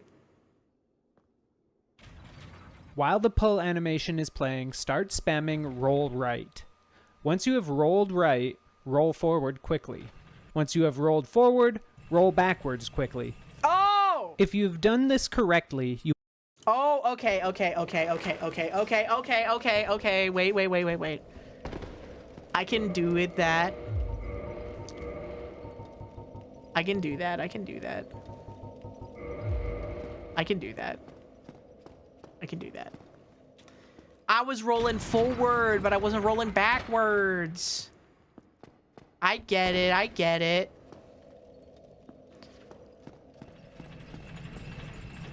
do it. Bleh. Another death. That was learning tech, okay? You can't make an omelet without breaking 13 million eggs or whatever.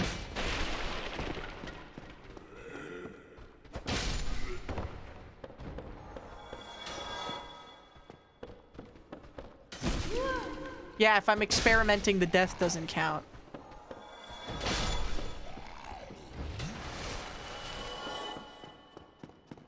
I'm labbing this shit, bruh. Fuck.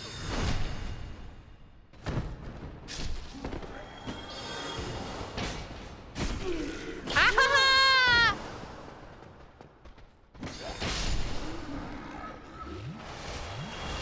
Dude, the Duke's archives suck so bad.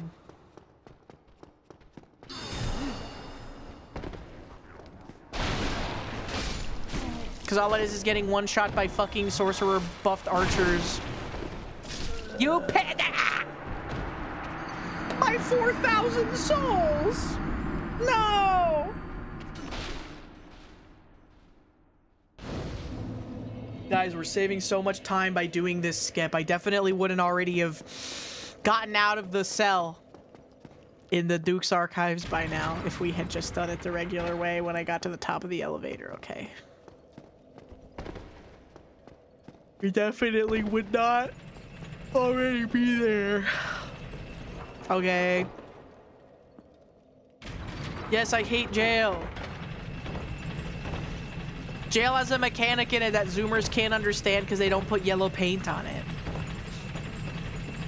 Zoomers play Dark Souls 1 and they're like, guys, I got to this point and I literally, it's a soft lock, I think, because I got caught by some guy. I died and then it put me in a cell.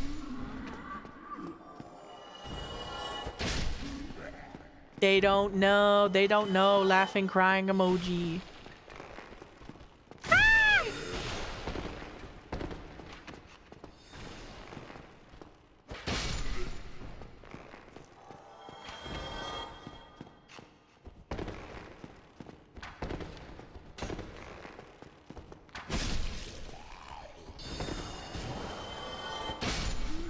Get out of here.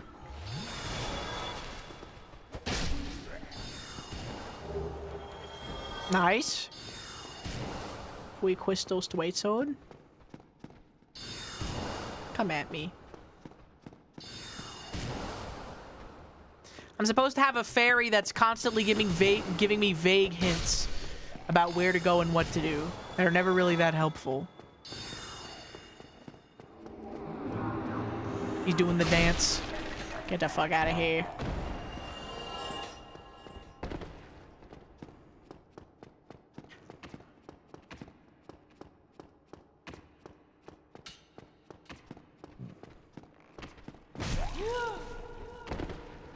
The fairy is chat. That's so true. I think that there's a subset of Twitch streamer Sorry, Twitch viewer. And their whole thing is that they go to the no backseating tab, and then they just go to whoever has that tag on, and then they go and they backseat their stream.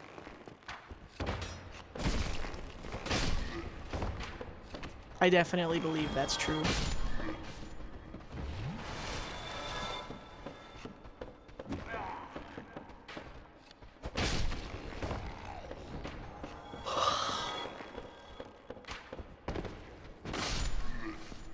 Okay. That sounds like fun. You can go do it in Uo Slab's chat right now.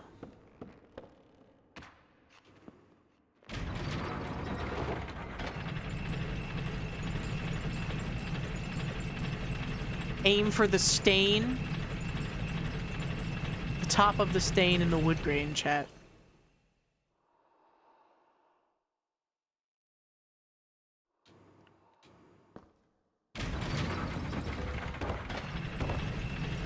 Fuck.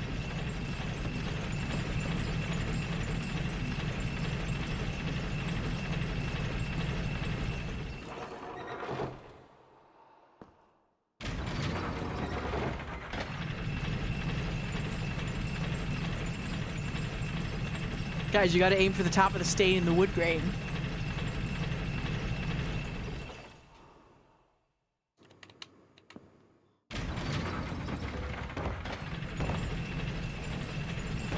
No! That was so close! Wait, I did it! Oh my god. Fuck, shit, fuck, shit, fuck! I did it though, I did it though, I did it though, I did it though, I did it though.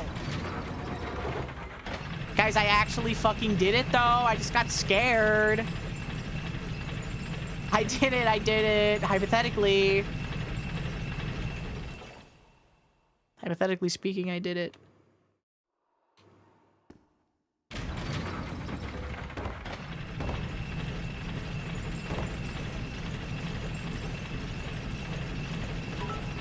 Woo! That was almost it. That was almost it. That was almost it. That was almost it. I think I have to. Okay, now it's time. We did that. We did that. Now it's time for the second part of the video. Will fall and land on the railing. Turn the camera so the edge of your soul counter is over the dark line of the corner. Now we need to time a forward roll. You will see a golden globe rush up on your screen. When you see it in the top left corner of your screen, roll forward. It is better to be a little late than a little early, so don't... The golden globe. Okay. So I got it this time, guys.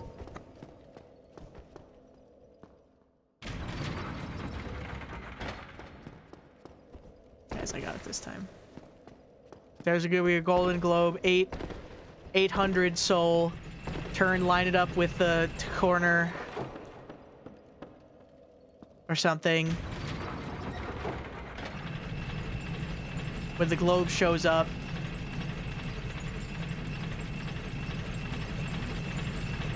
That's when you go.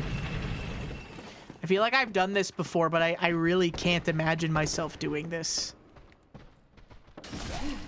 I really can't imagine the past me doing this.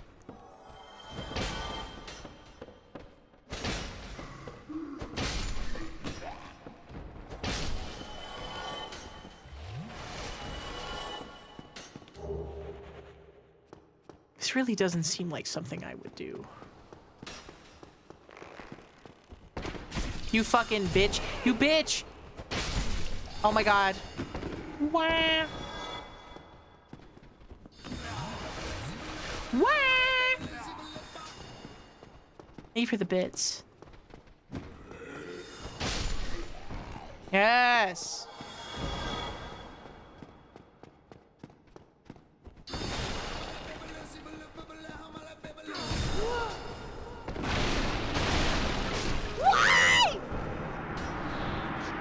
Dude, he teleported away. I couldn't even hit him.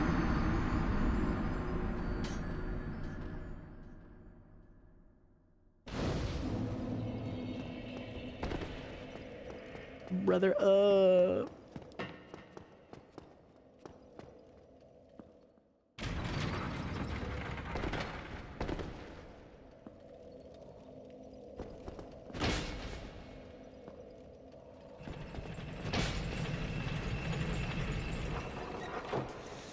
Guys, this time is gonna be the time.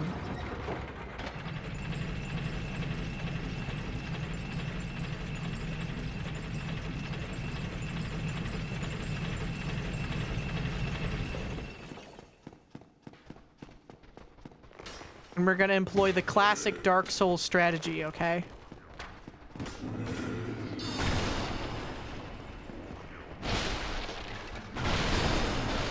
Ow.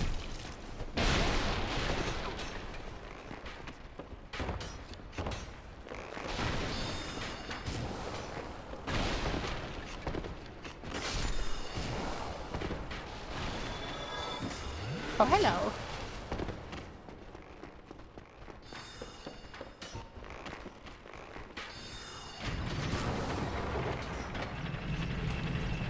Aim for the stain. Aim for the top of the stain.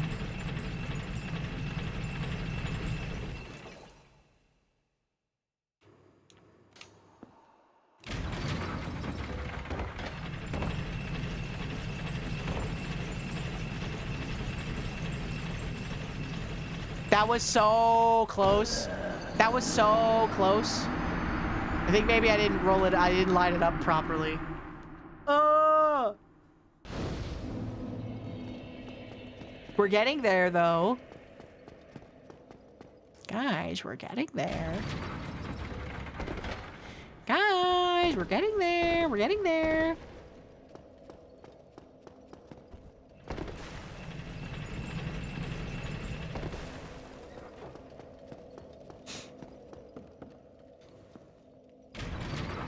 I will skip the Duke's Archives. I will not go to prison. I will not get sent to jail. I do not care that we could have already done jail by now. Look, it's gonna get... Every attempt is gonna get so fast because I'm just gonna fucking run past every enemy, see? This is the right way to do it. Look, see, we don't even have to break any chairs in this version. Oh, shit. Ow.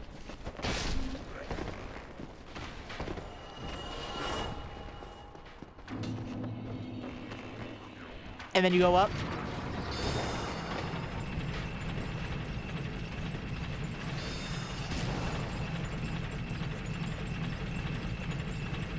Aim it at the dark part of the water stain.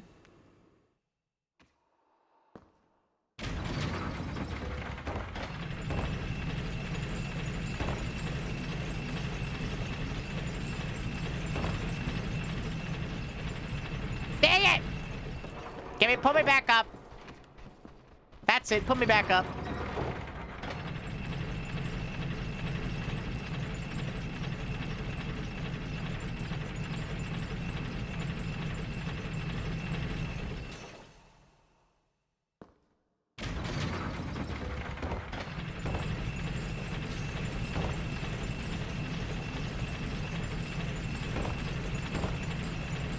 Damn it. Oh, I didn't die, though. My ass did not die. Okay, but like, how do you get the second part set up?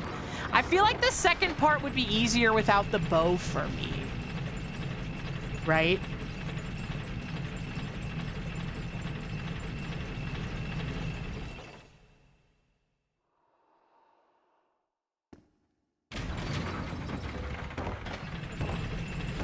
Ah, I got stuck!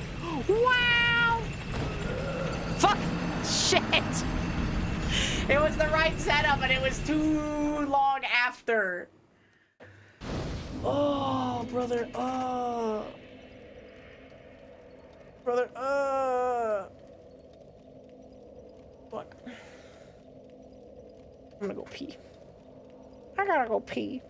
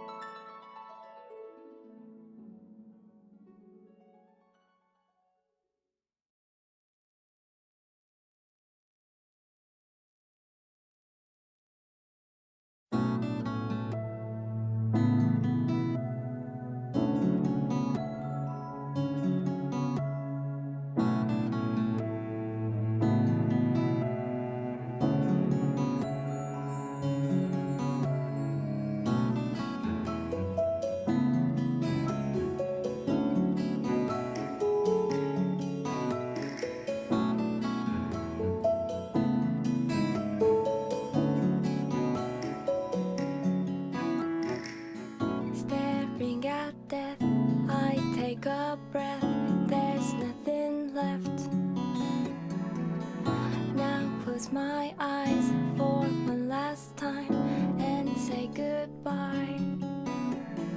Lying naked while the snow falls all around me, drifting closer to the edge, but she won't have me. Wake up in sweat, full of regret, trying to forget these memories lurking beneath, lost in a dream.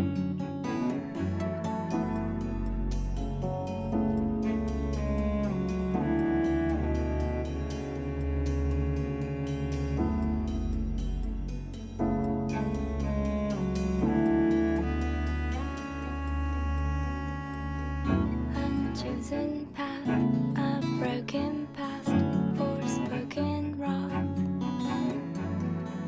The pain won't cease, I'll find no peace, no sweet release. Fragile creatures, we are taught to be the reaper. Ever running, we are dead before we meet her. These voices telling me let it go. I try and try, but I can't say no. Try and say no. This endless nightmare has just begun. Nowhere to run. My heart is dragging me down into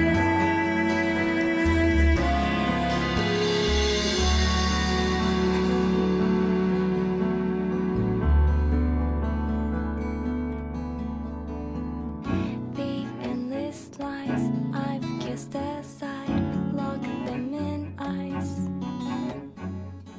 Still tis my soul, my blood grown cold, I gain control. Fearless creatures, we have learned to fight the reaper. Can't defeat her, so instead I'll have to be her. These voices screaming and let it go. Never let go. This time I'm screaming, but no. Can't say no. My mind is made up, my fear is gone. Where have you gone? Open my eyes now, here I come.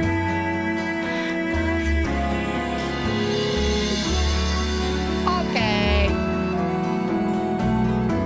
I feel better now. That Thai curry. The revenge of the Thai curry. You think she's gonna play the new tier? I got some bad news, which is that I didn't play the last tier.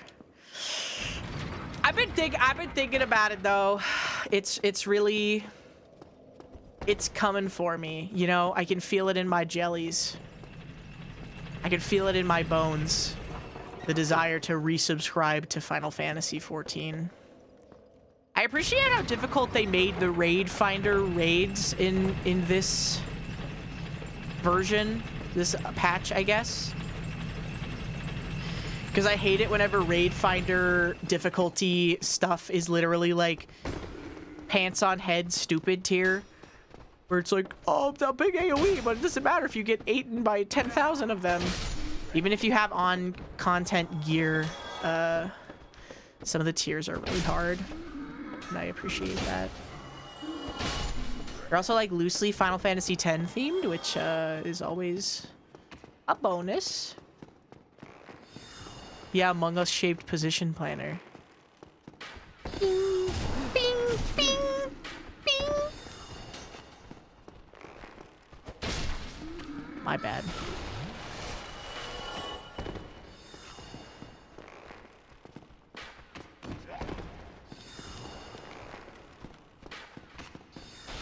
You know Duke Skip? I'm literally trying to learn that right now. I'm literally trying to learn how to do Duke's Skip. Right now, brother. That's what we're here to do. You fucking bitch! You bitch, you bitch, you fucking bitch. Ow, ow, ow. This game fucking sucks. I should have just ran past all the enemies! That's what I get. That's what I get. That's what I fucking get. P6S pisses me off. NA Party Finder is too stupid for that fight. Why? What's like the mechanic? I feel like the story EX trial is maybe a little too difficult for NA Party Finder as well.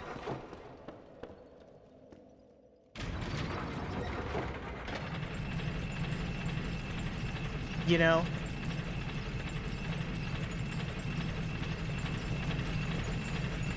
I don't know, though. I don't have any friends who play Final Fantasy 14. Sigh. Wish that someone would hang out with a gamer girl like me and play Final Fantasy 14 all day. Sigh.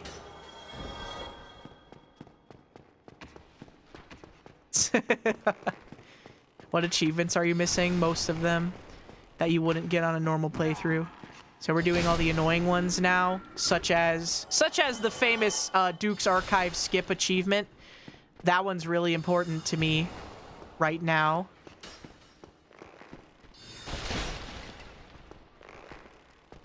You know, you get that little pop-up. It goes doo-doo-doo-doo-doo.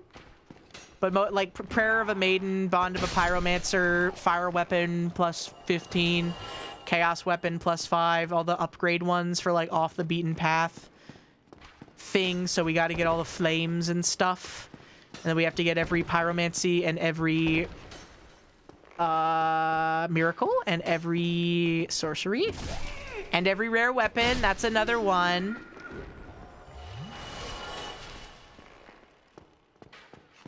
So we gotta grind out some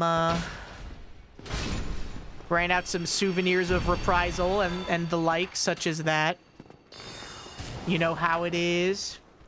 So nice difficulty, but they've been lacking on the arena having markings etched into it. So true. They've been lacking on starboard and larboard. I like how they're actually really focusing on making like dynamic arenas in Dawn Trail. That's something I've really appreciated. Like having arenas that feel like more than just a circle for you to fight in, right? Like they're doing bosses and it's like, oh, you fight it in a river. So one of its mechanics is like it raises the water and like waves and shit like that. I like that. And there's like that one from the Resident Evil dungeon where it's like the rabbit, the final boss, and he like digs a big hole. And you have to run along the edge of the hole and fight in the hole for the rest of the fight once he digs the big fucking hole. That one's pretty fucking sweet. I'm a big fan of that. Is this glitchless? Or are you gonna dupe humanities? How do you, maybe I need to learn another speedrunning skip. That would be epic, actually, because if there's a duping glitch, that would make Souvenirs of Reprisal and Eyes of Death so much less annoying. Because I was just gonna do it. Or is it only specifically humanity? Because either way, I'm interested.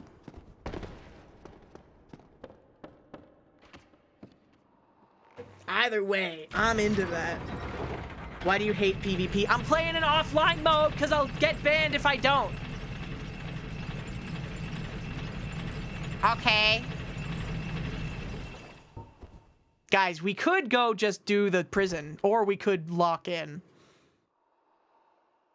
We could lock in.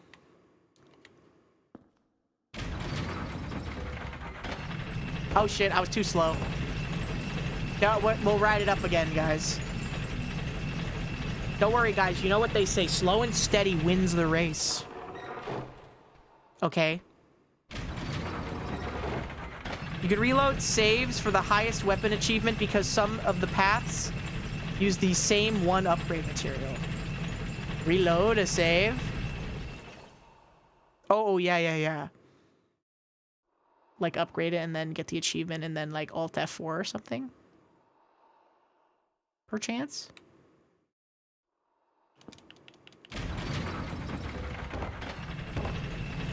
No! No!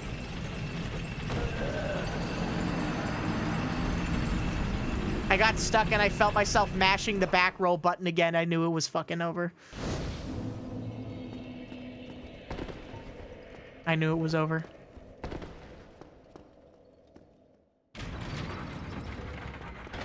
Just save in another spot and then overwrite the autosave. Oh shit, like file stuff? I signed up for the open multiplayer beta for the Binding of Isaac, and it deleted my save file. And I'm an idiot, and I think I just saved, like save.ini, savedata.ini to, like, a different spot on my computer and thought that that would do the same thing. And it did not do the same thing, just in case you were wondering. But it's not so bad because there's a button in Isaac that lets you sync a open save file to your Steam achievements. So it'll basically give you the progress up to your Steam achievements on a new file. So I just did that, which is a very nice feature for them to have, by the way. Thank you, Mr. McMillan. I hope your eugenics game goes well. I've been seeing his bald face and bald head on my Instagram Reels a lot. He's like running ads on there for some sort of product he's selling. Never sat to watch it. Never sat to watch that ad. But I was like, is that Edmund McMillan? And then I scrolled back to the ad, and it in fact was him. So that's pretty cool. Egg McMuffin. Ow.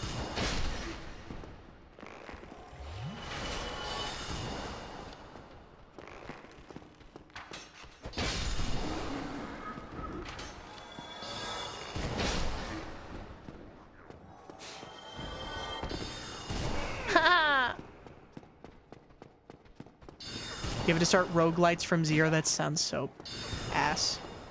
There are certain, like, upgrades and stuff in roguelites that, like... Can I tell you guys a secret? Which is that... I kind of hate the roguelite elements of Hades 1. And that's the thing that has stopped me from playing Hades 2. Because I haven't gotten it. Oh my fucking god. He just owned me. I haven't played Hades 2 yet. And it's because playing Hades 1 and having to play for so long to get all the stupid mirror upgrades was really annoying.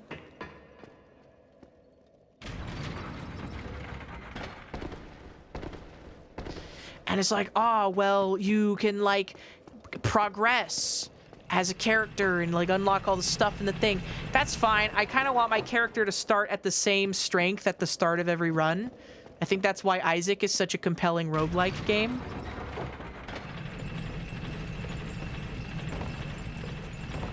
It's because you never feel, like, nerfed or owned at the start. You're farming the Academy Wizards and you keep hearing the spell attack. Oh, I'm sorry. Having only one dash is annoying. It's one might say borderline unplayable to only have one dash in Hades 1. Also, only having 0 or 1 Death Defiance is also pretty annoying when you're learning the game.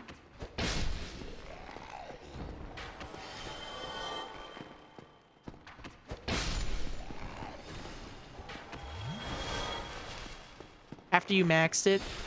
Oh, fuck. I don't know, maybe I'm also just like, I don't need more Hades, you know?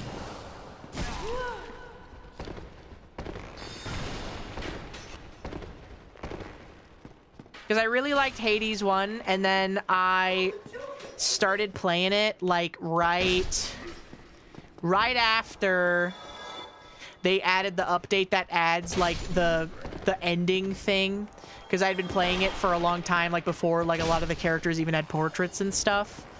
And I did like a few runs of that, and I was like, that's fun.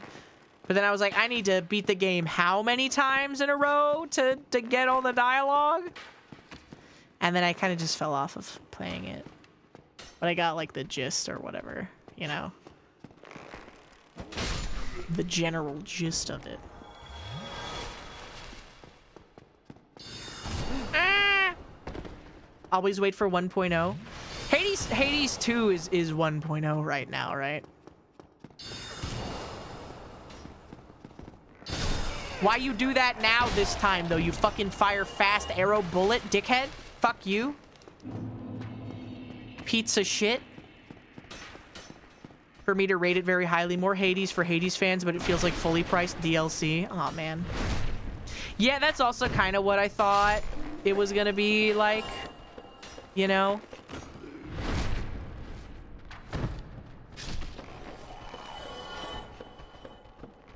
I was like, I'm good with that. I don't want to play more Hades. I played exactly the amount of Hades in my life that I have wanted to play. And I'm done with that. Whether or not I can romance Dusa, well, you can.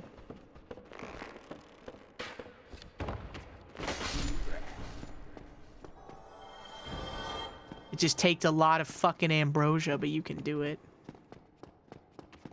Guys, should we just go do the prison, or should we just lock in and actually do the skip this time? I think that this time is going to be the time, guys. Guys, I think that this is going to be the time that we do it.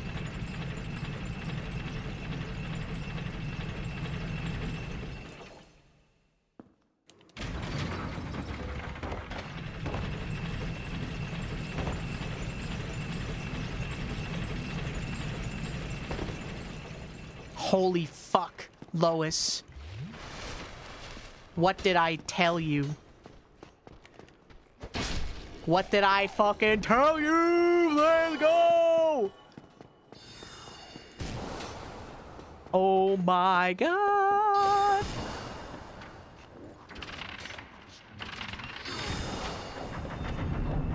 Wait, shit. My ass is stupid. Wait.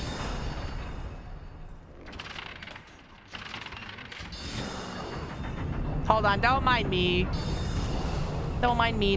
I'm just a silly little creature getting up to mischief. Whoop, whoop. I'm not even gonna slide down this ladder. Wait, actually, yeah, I am, because there's a guy fucking firing arrows at me.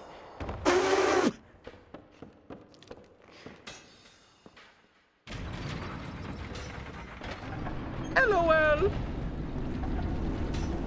Guys, we did it.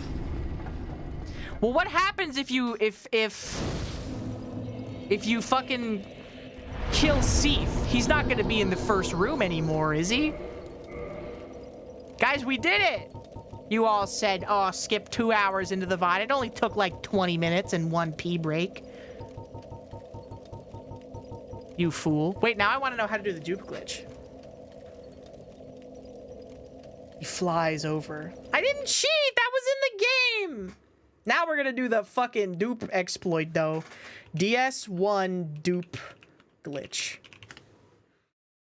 Best duplication glitch. Dark Souls 1. Is it the same guy? No, it's a different guy. What's up, everybody? It's the Inhuman One here, and today I'm going to show you the best duplication glitch in Dark Souls Remastered.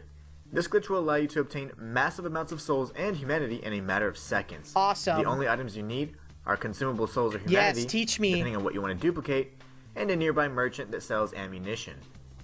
Keep in mind that the number of arrows equals how many times you will be consuming the desired item.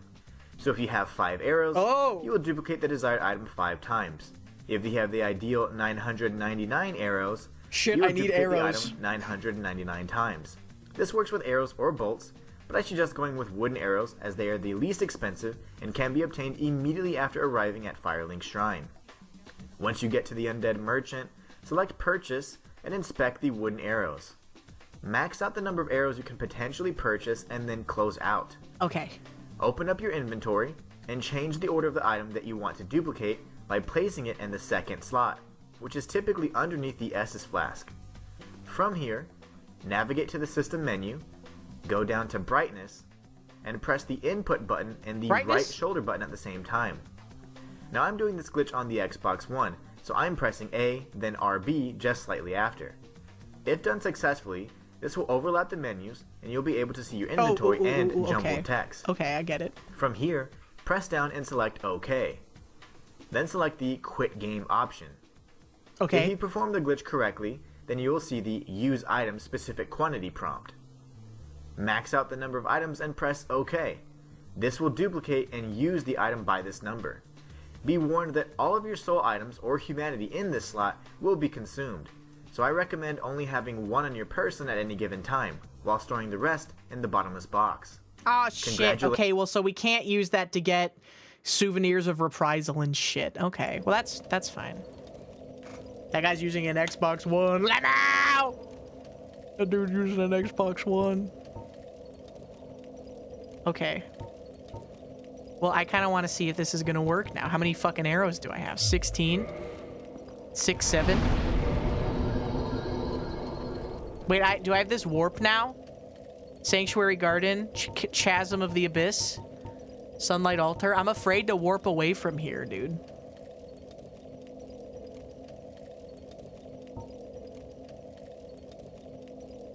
There's another dupe involving buying a shit ton of armor. Okay, okay. Well, this one is maybe just for souls then. I don't need to do that. Well, and humanity, actually. That might be nice to do. But again, wait, hold on. Let's go to the Undead Parish. Yeah, I thought there was you can drop and quit game and then pick something up. I feel like I've heard of that one before. Can I warp to... I sure fucking can warp to the Duke's archives, thank God. I would have crashed the fuck out if I could not. LOL. Okay. Well, used meat. Eat anything forged. Held 16. What? Why are these so expensive? Oh fuck, I should have bought wooden arrows. Fuck. Whatever. Wait, shit, wait. Rubbish has no value. Yeah, whatever. Okay. So use this one here. There we go. Hello. Purchase item. Hearing Andre hammering away definitely feels like coming home, you know? Weapon and armor reinforced. Okay, that's not what I need, though. I need the bottomless box of storing, which I don't know if I've been to that fucking merchant yet. Fuck! Where is he? Mr. Uchigatana merchant. Have I don't think I've rested at... Okay, there's a shortcut, like, right here, though. And I also never spawned the dragon, so... No Hellkite Drake. None of that guy. Hey, Barbalay, thank you so much for the raid. Welcome in. How was your stream tonight? I hope you had a grand old time. We'll have a gay old time.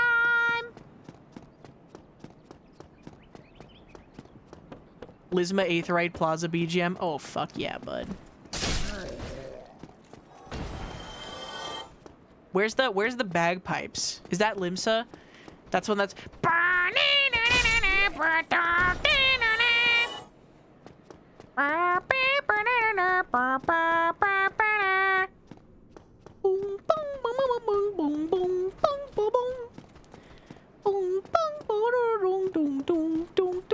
Oh fuck, that's Idleshire? Why is that one in my head? Fuck, shit, my bad.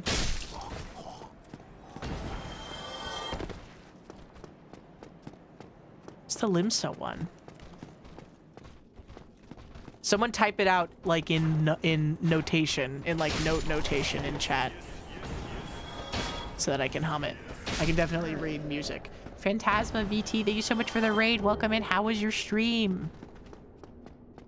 How much time you spent there? Dude, I have spent more time in Edelshire than any of the other fucking hubs. I guess that's why the one my fucking brain defaults to is that one. I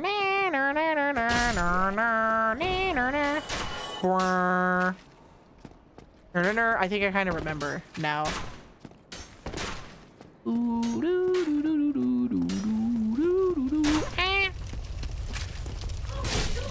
All these hollows. Gahimli the Goblin, thank you so much for the resub. Welcome back for 32 months. I really appreciate it. Ow! Ow! Yeah, I can't think of the Gridania one. I can't think of any of the 3 city-states. I think it's been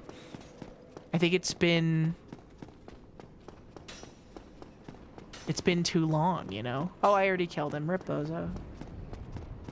LOL. Rip Bozo. I managed to drop the gate on the armored boar. No, I didn't know you could do that. I always just, stick my weapon up his butthole because it's funny. You know?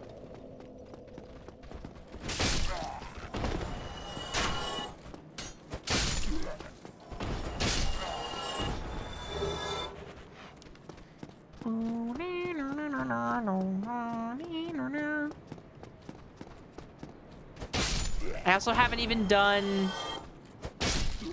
the Crapra demon yet.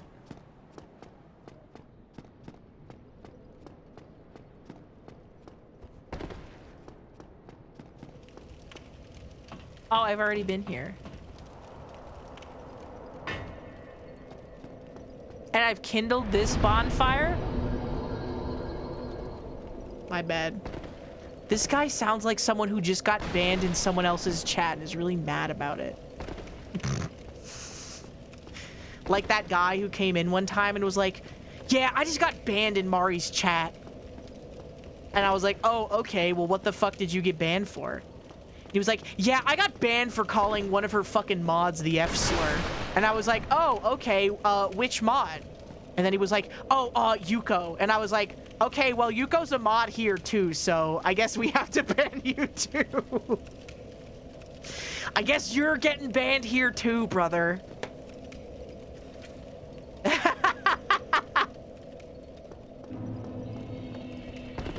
Rip Bozo. I love people like that, though, when they come in and they dig their own grave. It's really funny. Everyone knows #1 green flag of a Twitch chatter is definitely when they come into your chat and then they start complaining about how they got banned somewhere else. Usually, if it's like a friend of yours chats as well, that's extra funny. That's extra like, okay, well, so you think that you're among friends here, even though my friend thought that you were annoying or you did something egregious enough to get banned, brother? Everything's for sale. La, la, la, la, la.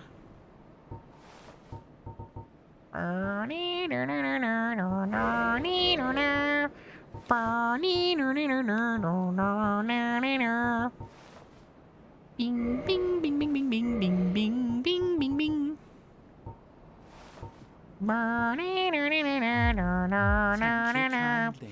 Getting banned because it always goes down the same way. I know. Well, I think it's just they don't know.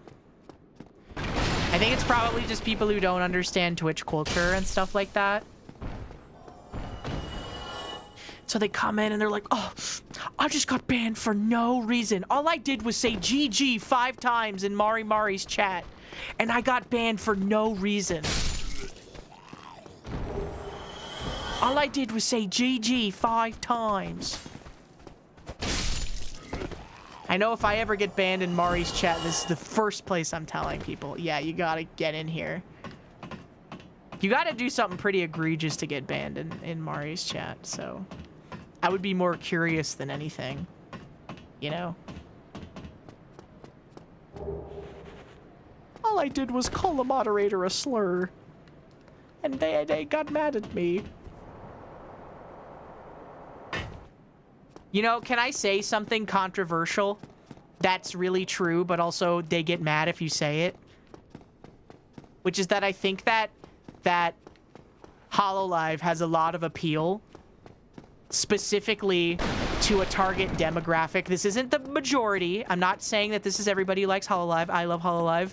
But there's definitely a lot of people who watch HoloLive and watch them specifically because they know that they can't get banned there unless they do something really egregious. But they can just be the most annoying person ever and send super chats like, "Oh, hello, my cutie Gura. I was wondering if we could perhaps go on a date later." And stuff like that. And not have the streamer be like, "Lamau!" Right? It's annoying. Yeah, bro, they're called unicorns. Yeah, it is. They're screaming into the void. And it's like, ah, yes, this woman is contractually obligated to not tell me to go fuck myself. You know? Obviously, again, if it's like something really egregious and bad, then I'm sure that you will get banned, so don't take this as, like, you know, the authority or whatever, but there's a lot more stuff that'll fly, you know. Jacer! Thank you so much for the resub. Welcome back for 32 months. And Ecto, thank you for the resub. Welcome back. Hello. Hello. How are you? Hello. Hello. My dear Bibu, here's $500 to treat yourself. Please think of me while you're using it. Please think of me while you're spending this $500. After the 30% YouTube cut and the corpo cut as well, my queen. Hunter, thank you for the resub. Welcome back for 38 months. I'm sorry, I love HoloLive. I love HoloLive. I buy merch though, I'm more based. More based than the average super chatter.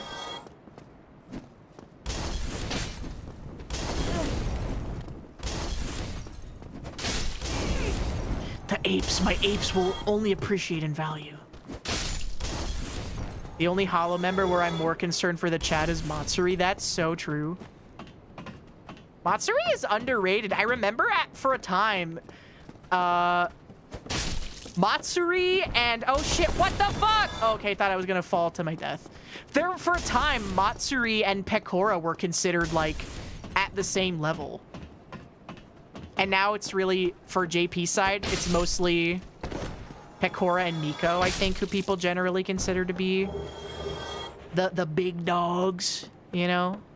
They're always the ones getting nominated by Jeff and his fucking hack fraud scam show. So... whatever, I guess. I'm unsure.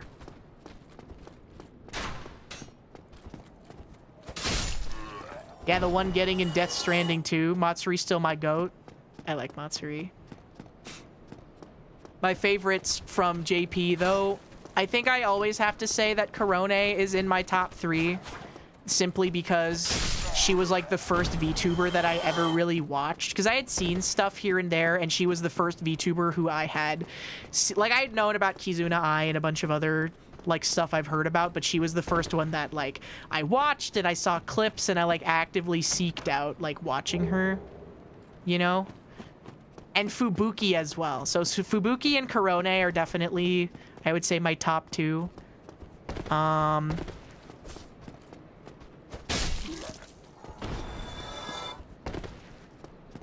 Bleh.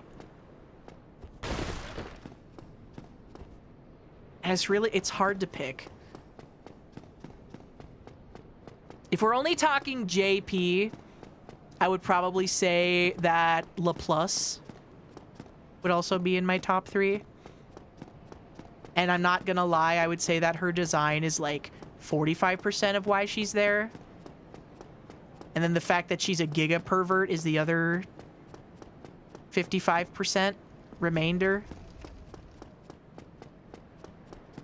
For sure.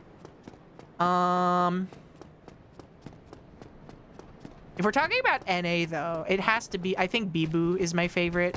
She has been for a long time, basically since even before she debuted, some might say. And I also really like Gigi. I think Gigi is really funny. I think Gigi's definitely one of the funniest people in Hololive. For sure.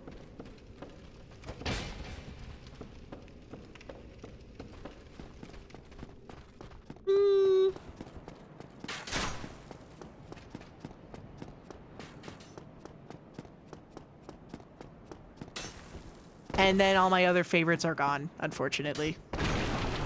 Rip Bozo. Known wee-wee enthusiast, Gigi Murin.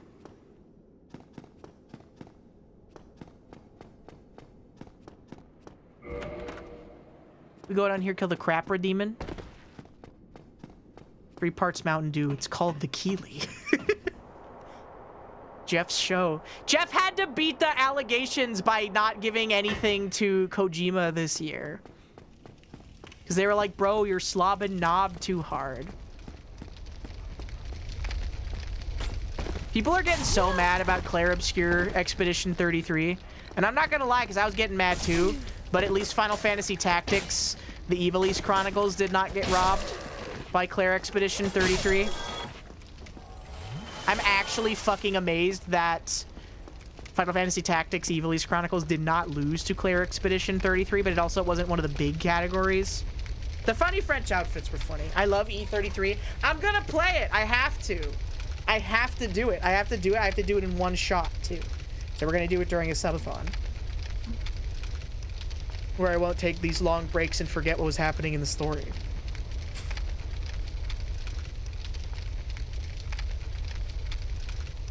E33 was more fun than I thought. A subathon? No way! Yeah, probably for my birthday next year. Which is soon. Because, it's in February. Yeah, I can't. Like, that's the thing, too, where it's like, yeah, also, like, okay, yeah, if it has the best music and the best gameplay and the best everything and the best whatever... then yeah, no shit, it's gonna win Game of the Year. It would be stupid if it won basically every category and then didn't win Game of the Year. So, I get it. North America's only chance at winning Game of the Year was Balatro, and they didn't. But I honestly think that it's cool that Balatro even got nominated. And I also think about how the song from Balatro, the only one,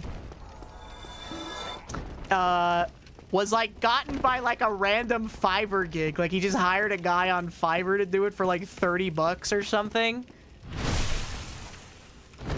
And then that song got played by like a full orchestra at the Game Awards. Is really cool.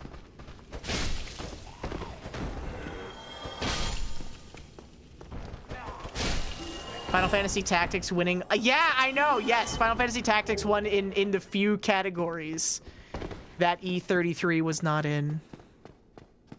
It did win one category where it was Expedition 33 and Tactics in the same category, and I think it might have literally been like Best Tactics RPG or something. And like, yeah, no shit.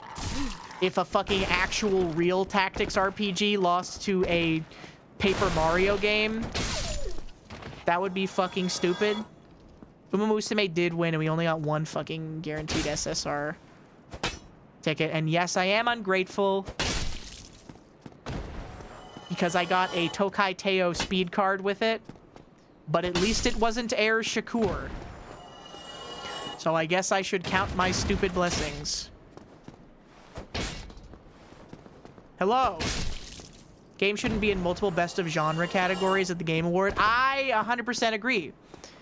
Because there should be more variety and it gives more chances for other games to be spotlighted. I think that for like best music and stuff, a game can be done multiple times. I also think that in the same category, one game should not get to have multiple submissions. That's horseshit. The fact that best like performance of the year for like a VA or whatever had 2 characters from Claire Expedition 33. I don't care how good both of them were. It should only have been one person from the game. 3 characters from Claire Expedition 33 were nominated for 1 category? Come on, man. We get it. It's a fucking good game, but that doesn't mean that you put 3 people in the same category from 1 game.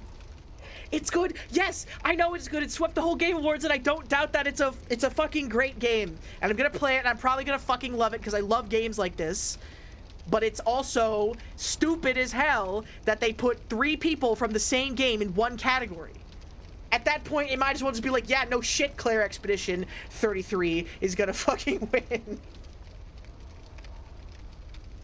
Yeah, debut indie is actually crazy because that game had a budget of $100 million and a publisher. And I guess having a publisher doesn't disqualify you from being indie. At that point, like, it is really bringing into the question, like, what is an indie game? If a game that has a budget of $100 million and is, like, basically a passion project of, like, this rich industry guy is counted as a quote-unquote indie game. And I'm not saying it's not good, okay? Again, I'm not saying it's not good, but is it really an indie game? This comes down to budget and how new the studio is.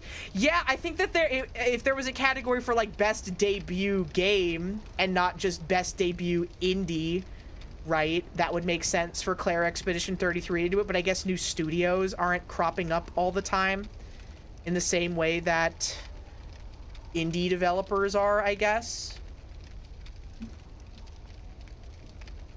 That's like calling Triangle Strategy an indie game. Yeah, no. It was 10 million for Clair Obscur. It was 100 million for Baldur's Gate 3. That's also bullshit. Wait, Baldur's Gate 3 was an indie? They counted that as an indie game? I thought that they had a publisher for the first few games, though. Am I tweaking? If you have a publisher, does that not make you an indie? What is the delineation between indie game with a publisher and industry game? I guess just if your studio is owned by a big company, it doesn't count as an indie. 100 million for an indie is actually fucking crazy.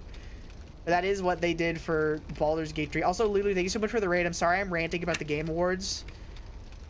More like the, you know, more like the Game Awards. Am I right? That would have fucking killed on G4 TV in 2007. Star Citizen is indie. Star Citizen is never coming out. Star Citizen doesn't exist. Star Citizen is a concept. At this point, Star Citizen might as well be a fucking tulpa. Wishing it into existence is basically as good as developing it. No Man's Sky is indie. That game had a fucking crazy amount of hype. Are you ready for Concord 2? I don't think the world was ready for Concord 1. Why does every developer make one of those landmine live service games and they just don't stop doing it? It doesn't make any sense to me. That every dev is like, yeah, guys, we're gonna make the new fucking Apex Legend. We're gonna make the next Fortnite. And it's like, bro, you're never gonna be Fortnite because I can't hit the gritty as Mr. Beast and do the 6-7 emote. Okay? You will literally never be Fortnite. Unless you can get Jimmy Beast in that game, I don't give a fuck about it. Okay? You can get Inuyasha, if you can get freaking Ichigo Bleach in there, maybe we can talk. Magic the Gathering is literally the Fortnite of card games. Also, good news if you're looking to buy the Final Fantasy set and don't care about any of that like first run collector's booster horse shit. The price for regular booster packs is really low because people overly bought stock trying to scalp it when it was scarce, and now they have too much and they're selling it for below retail. So, oh my god, it's Ichigo. It's Bleach from Strawberry. They didn't get Chad in the Bleach collab. I know. They had to put that one lady in her fucking school uniform, though. I'm sorry I don't remember her name. I watched Bleach when I was a young weeblet. And it was my fucking favorite anime, but I also haven't watched it in, like, over a decade. So, I apologize for not remembering characters besides, like, Kon and Ichigo. end.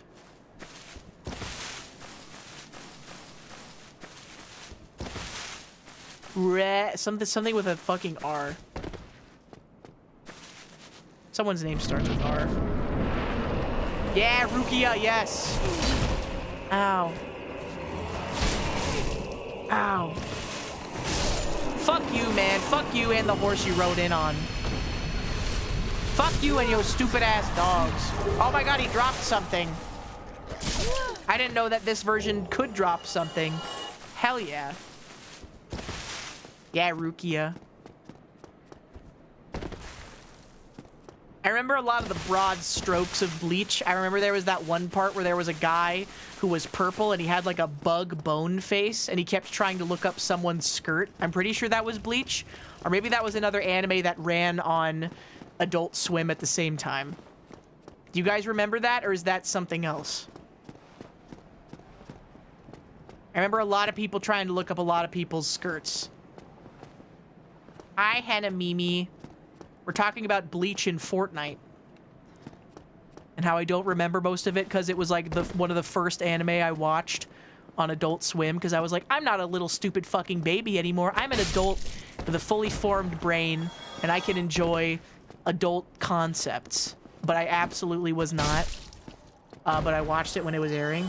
And that was when I first realized that life was bullshit and I wanted to be Japanese, and life sucked because I was not born Japanese, because it reached the end of Bleach and I was like, when's the next episode gonna happen? And then, brother, there was no next episode. There was no next episode. They fucking circled back to episode 1 and we had to restart from fucking nothing. And I was like, fuck my stupid chud life. I'm gonna kill myself because I'm not Japanese. In Minecraft, of course. Also, Jacer, thank you so much for the gift sub to Mimi and Lulu. Thank you. Ding Japan was never more real than it was then. Tight Kubo went on to make Bleach instead of his true calling of clothing design. True. He literally wanted to end Bleach after, like, the first major arc. But they were like, no, it's too successful. You have to keep going. So then he kept making it, and then he kept killing off everybody's favorite characters because he fucking hates you. And he's like, fuck you, making me do this shit. Because it makes money. I want to be a clothing designer. I want to be a train conductor. I don't want to play baseball. You know? Yeah, he wanted to end it after the Soul Society arc, I'm pretty sure. They were like, no. You don't think anyone died? Yeah, no, yeah. And then fucking everybody did. He was like, all right, bitch, you're gonna make me keep going? Then fuck yourself.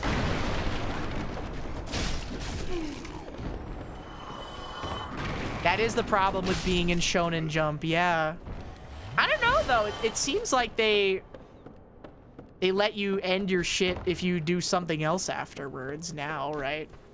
Like, Oda's never gonna end One Piece. That shit's gonna be going till we're all in the fucking cold, hard ground. But,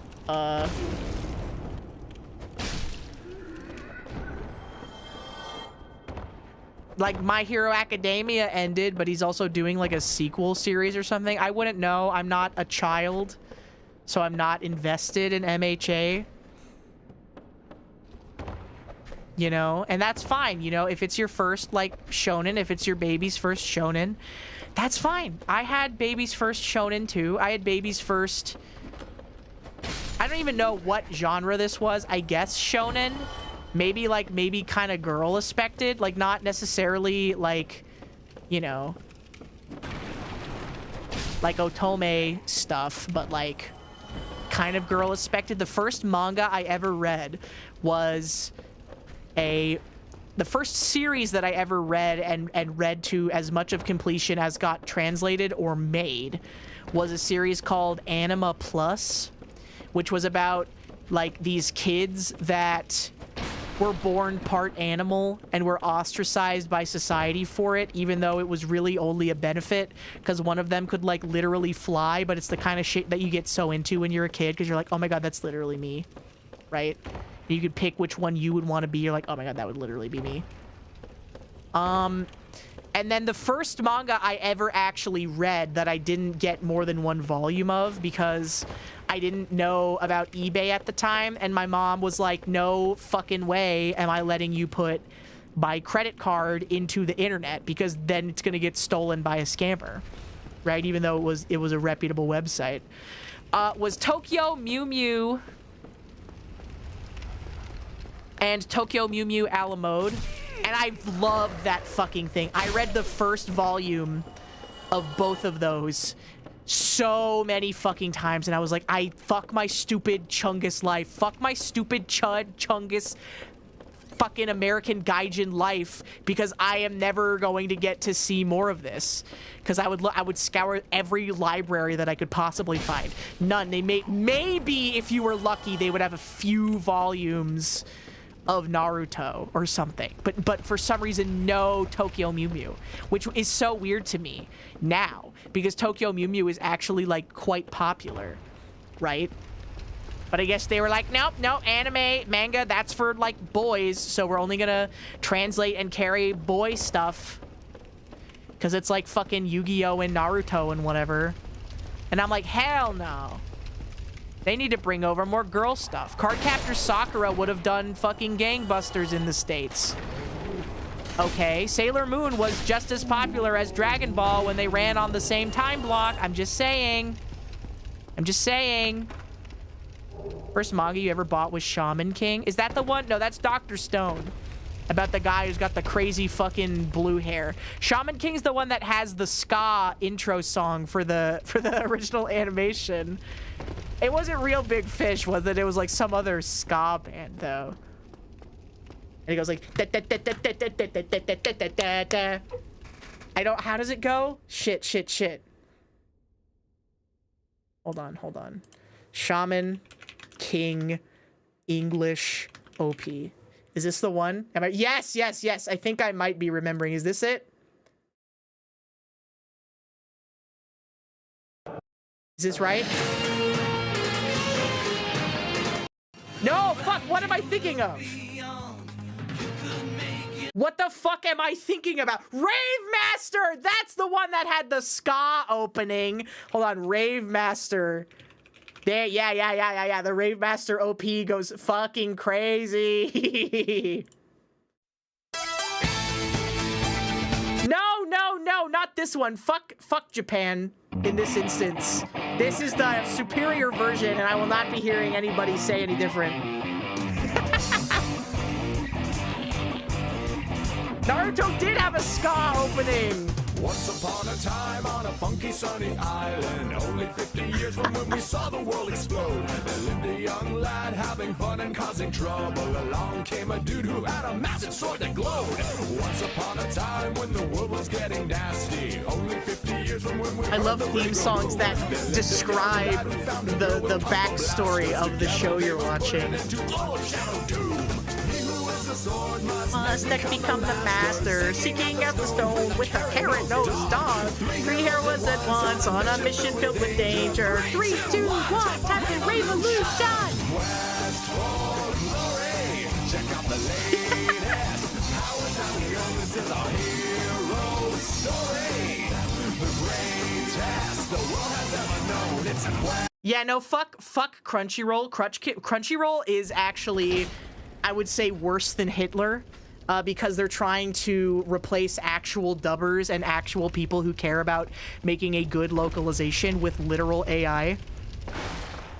It's actually so fucking bad. Fuck them. Fuck Sony.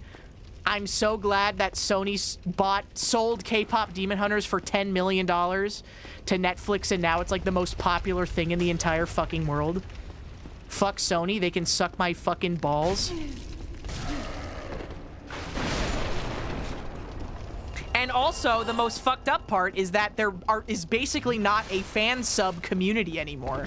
Because a lot of the people who did fan subs ended up just doing, like, official subs for Crunchyroll and other websites.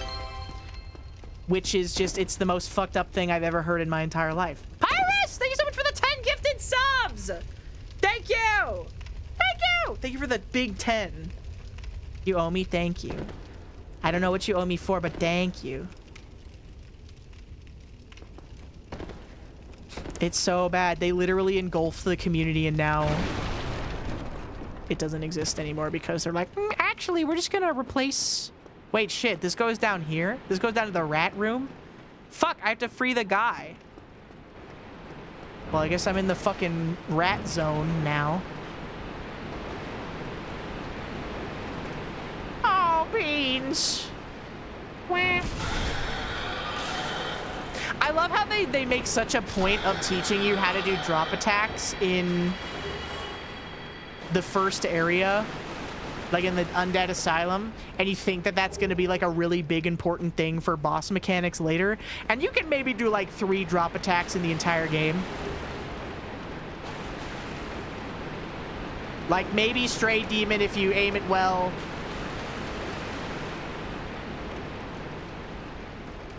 That rat right there.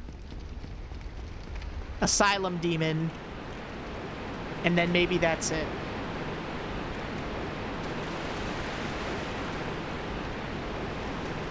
Guys, did you know that also you can just skip this entire area? If you just fucking ride that thing down and go through the rat hole.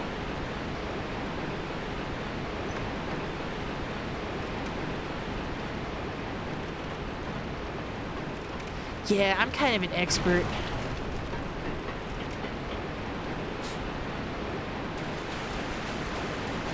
Wait, where's the... Oh. No, poisson! Why you do a jump attack? Why you do a jump attack?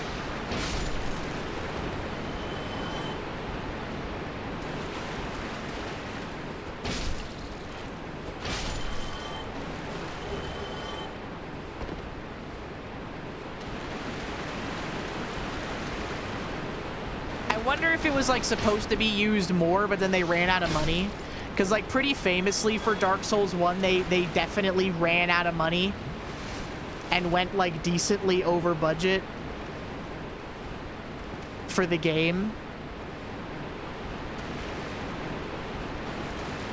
Which is why all of the final areas in the game are designed like shit and not fun.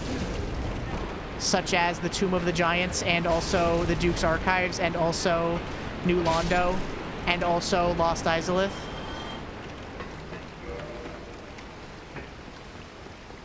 Yeah, and the first half is really different and actually pretty well designed.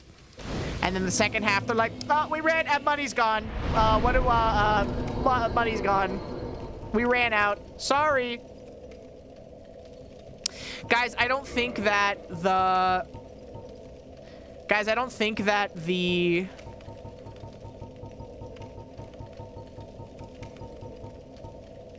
duplication glitch that this guy showed us is going to work on the Covenant items.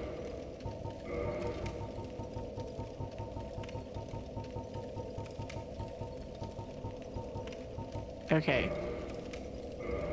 Oh shoot, I'm such a ding dong. Humanity. Okay, put that in there. And then oh, I forgot I named our character Ozempina. Wait, so what do you do? Hold on, I gotta rewatch the video. I gotta rewatch the video. Grandma's gotta rewatch the video. Wait, oh my god. Holy shit. Thank you so much for the $20 super chat. That's the first one. You're the first one, thank you. I also love Matsuri. I know the lore. I know the Matsuri lore. Revolution? No. No, not Shaman King. What's up, everybody? It's yeah, the this Inhuman one. Okay. Which is typically underneath the Estus flask. Uh-huh. From here, navigate to the system menu. Yes. Go down to brightness, and press the input button and the right shoulder button at the same time. Okay.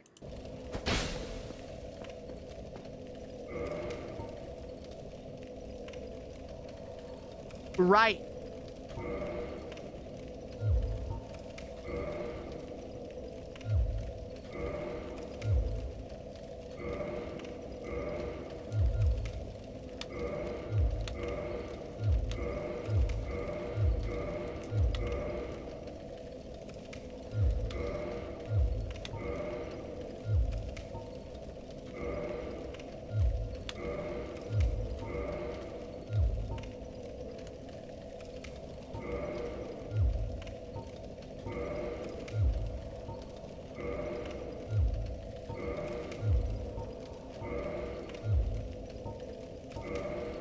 Wait, wait, wait. Oh my god.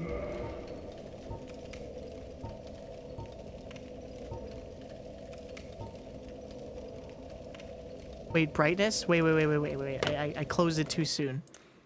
Now I'm doing this glitch on the Xbox One, so I'm pressing A. I did it wrong! I did it wrong. What anime do I recommend to watch? It depends on what you are in the mood for. My favorite anime are in no particular order. Full Metal Alchemist Brotherhood and the original Full Metal Alchemist series. Obviously, that's got to be up there. That's like something I grew up with. So that's like my shonen that I watched when I was young. So that's like, that's the one that I really like. Ping Pong the animation, I know everybody talks about it and like Trash Taste talked about it or whatever, but they are right. It is actually fucking Kino, and it'll make you care about a sport that you never thought you would care about in your entire life. It's so good. Ping Pong is so good. I still get chills thinking about it. Tatami Galaxy is probably my favorite anime, like objectively speaking. I would say I love Tatami Galaxy. Anything directed by Yuasa though is worth watching, like basically no matter what. Again, same vein, Night is Short, Walk On Girl, which is kind of like a side quel. It's like same universe and like similar characters, but like slightly different versions in that one. And that's very much worth watching, but you should watch the fan sub instead of the official sub because it's a lot better. What else? I really quite enjoy Nichijou and City for like slice of life stuff. Nichijou is good, and City is a good follow-up, and it's very Japanese though. It's very, very Japanese. Like, if you don't know, like, the rules of Japanese comedy, you will maybe not understand a decent portion of what is happening in that show. For sure. Watch Evangelion if you're 13 and having a really hard time. I would say that fits that category for sure. Yeah, I'm talking general anime recommendations right now. Just, like, stuff I like, I guess. I like Madoka, but I understand why people hate Madoka because it kind of fucked up the magical girl genre for a lot of time. You know? Because, you know, it was magical girls, and it was like, yay, fun, magical girls. And then Madoka came out, and everyone was like, we gotta be fucking edgy now. Because Madoka was edgy. And so I get why people don't like it, but I still love Madoka. I can't not love Madoka. I would never in good conscience recommend the Fate series to anybody, but if I was going to, I would say maybe just watch Fate Zero and the Heaven's Feel movies, and probably also you would need to watch Unlimited Blade Works. So that kind of encapsulates Fate Stay Night, right? Because you got Unlimited Blade Works and then Heaven's Feel and Fate Zero, which kind of does the world building that was covered by the Saber route in the original visual novel. Or you could just play the original visual novel. Okay. And also Prisma Ilia. Okay. And also Prisma Ilia. It's so much better that I tend to forget that they're associated. Fooly Cooly is fantastic, yeah. Fooly Cooly is a really good anime as well. I really like the original Trigun, like the 97 Trigun is really good. That's like one of my favorites. I love anime from that era too because it's really nostalgic. 97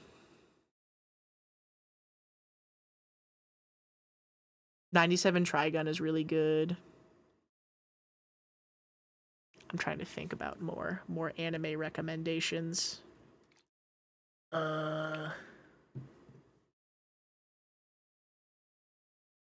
Prisma Ilia does get really good at season 3, yeah. And the movie is really fucking good too. The Aprilia movie is really, really good. I love Satoshi Kon. Paranoia Agent is one of my favorite anime as well. That's another one that ran on Adult Swim and is absolutely fucking goated. I love Paranoia Agent. I like Tokyo Godfathers too, but it's a little cheesy. But it's a great Christmas movie too, and it's literally the season. If you're looking for a Christmas movie to watch and you've already gone through like the American classic backlog, and you watched The Grinch and those shitty stop motion ones about the elf who wants to be a dentist, and you've already watched Elf, and you've already watched The Polar Express, and you've already watched the Santa Claus 1, 2, and 3.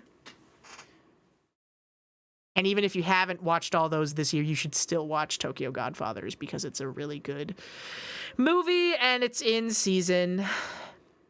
Millennium Actress is also fucking fantastic. That's a great movie. And it's their movies. I like recommending anime movies, honestly, because I feel like it's a lot easier of a sell than being like, no, bro, I swear episode 237 is when it gets really good. No, bro, I swear. Just being like, yeah, it's just like a movie. You can sit down and watch it in one sitting is pretty fair. Paprika, also great. Perfect Blue is great. And a very poignant look at the idol industry, like several years before it was kind of put at the forefront of society, one might say. Perfect Blue is like Oshinoko if it wasn't written by someone who was mentally challenged. So that's really cool. My favorite romance, I have two. It's really hard to pick. My two favorite romance series are Ore Monogatari, because I love Takeo. He's so funny, and I love the cute small girl and giant man with huge lips and eyebrows. I love Ore Monogatari. And gotta also go with Sweetness and Lightning, which there was like one season of the anime and now it's like lost media. Like you literally can't fucking watch it anywhere. Like you literally cannot fucking watch it anywhere. So I guess just read the manga, but it's so good. I love Sweetness and Lightning and the concept. I can't find it. I was trying to watch it like a couple of months ago because I was like, oh, the anime is out and I already read the manga. So I was like, oh boy, the anime, let's watch that. And then it was like, it's on Amazon Prime Video. So I went to Amazon Prime Video. It's like, we don't fucking have it, bro. Like fucking good luck, I guess, idiot. So that sucks. But if you haven't heard of it, the concept, it's about a widowed middle-aged man who is a teacher, and he has a daughter, and he's trying to reconnect with his daughter through learning to cook meals for her. It's so cute and so good. It's so beautiful. And yes, it is propaganda by the Japanese government for you to have children, but maybe that's not such a bad thing. Okay? Maybe a little bit of propaganda every now and then helps the medicine go down. Okay? It is what the Watch Out for Sharks song is from. Yes. But those ones are really good. Gekko Shoujo Nozaki-kun is also actually good. It pulls the cardinal sin of pissing me the fuck off because they waffle around too long. And I hate when romance anime / manga fucks around for too long before getting the main couple together. But it's still good. It's actually funny. Like, the thing is that I'm not trying to be a fucking hater or anything, and I did recommend City and Nichijou here. A lot of anime is not as funny as you think it is, but Gekko Shoujo Nozaki-kun is an anime that is genuinely so funny that you could probably show it to a normie and they would find it entertaining, even not knowing anything about, like, the romance manga or anime genre, I would say. But also, I'm saying that as someone who watches anime, so maybe I'm biased, but I think that it's very good. Waffling is the core of the series. If every single fucking conflict in your romance anime could be solved by the characters having one conversation, it is dog shit. It is fucking terrible. Okay? It is actually so fucking bad. Mia, thank you so much for the raid. Welcome in. How was your stream? We're talking about anime right now. I'm sorry, I'm seething. I was talking about how when I was a kid, I would watch anime on like Adult Swim and Toonami, and then when they would get to the end of a series, they would replay it from episode 1. They would just like go straight back, and it reached the end of Bleach at one point, and I was tweaking the fuck out because I was like, I need to know what happens next. And then it fucking reset it back to episode 1, and I was like, fuck my stupid Chungus life. I should have been born Japanese. This fucking sucks. I hate my life. I wish I was dead. It's fucking over. I'm never gonna get to know what happens at the end of Bleach. And also that the first manga I ever read was Tokyo Mew Mew and Tokyo Mew Mew a la mode, because they had both of the first volumes at my book fair for some reason. Before they stopped carrying manga altogether, like I guess it was like they tried it for 1 year and then they were just like, never again. So I bought both of those, and this was before like eBay was something you could just use, and my mom was like, I'm not letting you put my credit card into the computer because it's gonna get stolen by a scammer, which is totally, that's actually like a very smart thing for a mom to tell a child. Yes, that's very fair. Okay, but basically what I'm saying is that it was like my white whale, and I spent what felt like forever trying to find the second volume or any like sort of continuation. And I would scroll eBay listings and find them, and I'd be like, please, Mom. She'd be like, no, I don't trust that. I don't trust the fucking internet. I don't trust the fucking internet. So I'm not, how do we even know they're gonna send it to you anyways? You're probably just getting scammed, like that sort of stuff, right? Always Chobits, love Hina or Tokyo Mew Mew. That is literally so true. Sailor Moon, also honorable mention, but I think a lot of girls' first anime that they watched is Sailor Moon, because for a lot of people, it played like right before or right after Dragon Ball Z on the same channel, depending on like where you lived. You know, because there were like different programming blocks, but they typically I think it was like one big network had the rights to both, and they got them for dirt cheap because they were like, what's these wacky Chinese cartoons that they're making over there or whatever. Oh, we'll put it on the kids block, you know, shit like that. Yeah, Japanimation / anime or whatever. Shout out, wait, also Cardcaptor Sakura. Does that fall into anything by Clamp? Anything by Clamp could be girls' first manga / anime for sure. Every young weeaboo child girl chose one Clamp property to be the thing that they base their personality off of. And mine, I guess by accident, was Tokyo Mew Mew.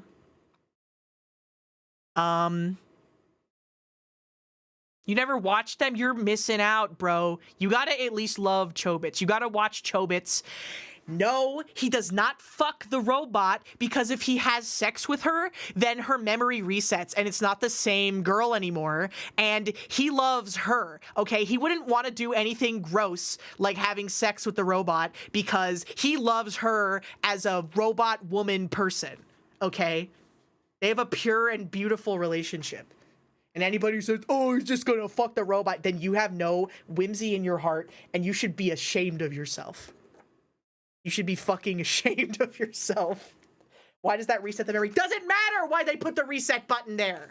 It doesn't matter why they put the reset button there. All that matters is that they did, and you need to respect it. Okay? It's because sex is scary when you're a girl, which is why all of the villains in magical girl anime have big fucking tits, okay? Because it's the fear of becoming a woman, because when you're like a little kid, you're like, oh, that's scary, and they tell you all this shit. They're like, you're gonna get a period, oh. You're like, no, I don't want it to happen, and you're reading your magical girl stuff, and they're fighting the lady with the big tits, and you're like, yeah, I don't like that. That's scary. And then maybe I'm projecting, but that's like how it was for me, at least. It is hard. It is hard. It's hard being a girl. That's what all of like Clamp and Chobits and all of that's about, is why it's how it's so hard to be a girl. Okay? And Berserk is about how hard it is to be a man, I would say. You know? Yeah, Elfen Lied is also about how hard it is to be a girl, for sure. Nightmare, nightmare, nightmare. Men can never understand Madoka like a girl. I'm sorry. And women can never understand Berserk like a man can. A woman cannot comprehend the idea of dying on the steps in the snow as you slowly bleed out. Okay? A woman could not comprehend that feeling. And a man can't understand the pain that Sayaku went through in Madoka, okay? You guys don't get it, and I'm not being misogynist or misandrist, but if you get it, if you get the vibe, you get it. You're looking at the sky, yes. Yes. Okay? They choose not to? What do you mean they choose not to? Okay? They could never understand how much Ryan Gosling suffered. Bleeding out in the snow. I think that every man at a certain level, and again, I don't want to make generalizations here. I believe every man at a certain level wants to sacrifice himself to save everyone, right? Like that's like the best way to die, right? You're like, yes, I would sacrifice myself to save everybody. like whatever that applies to, like shutting down the nuclear reactor or whatever. It's a fair thing to say. And I think that that's beautiful. Yeah, closing the blast door, like saving Private Ryan or whatever happens in that movie because I've never seen it. That sort of stuff, right? Or Doom Everyone. That's when you get black pilled, and you should never take the black pill. The black pill is for cucks. Okay? Don't take the black pill. Sorry. I shouldn't say things like that. The red pill is for cucks and betas, Jimmy! Yeah, it's a suppository. Yeah, take the brown pill. 'Cause that's funny. Because it's brown like doo-doo. Take the brown pill. It makes you fart every 3 minutes because of the Chinese drones that fly overhead. Hey, Jimmy, you want to join Antifa? Hey, Jimmy! I took the red pill! I feel like I quote that bit too much. But it is very funny. Take the purple pill to alleviate GERD symptoms. Sheen, no! Yeah, he did! Rest in peace to the voice actor for Sheen Estevez from Jimmy Neutron and the significantly inferior Planet Sheen. It sucks so bad that the studio that made Jimmy Neutron went fucking bankrupt. Because they tried to make a movie and it sucked shit and no one saw it. This is a fucking ant bully. What is it with like 3D animation studios making one stupid dog shit movie and then going under? Because the studio that made the Polar Express, that movie was like a fucking breakout like hit. Everyone was like, oh my god, this shit looks fucking real. That's crazy. A computer did that, and they have all those porno shots of like, look at how beautiful the environments we can render are. Like when they're taking the train across the lake and everything, and they follow like the snowflake, and there's that sequence where the ticket is like flying out of the train. They follow it and like, oh, and it gets back into the train because it's a magic ticket, because it's a fucking magic train. You know what kind of train this is? It's a magic train. every time I watch that too, now I just think about the gif where it's like, eat my boiling hot liquid shit, children, when it's the hot chocolate scene. Maybe that's just a gif that only I have seen, but I feel like at least one of you in chat probably has seen that. Because if I just described it there, that's exactly what it is. It's that gif.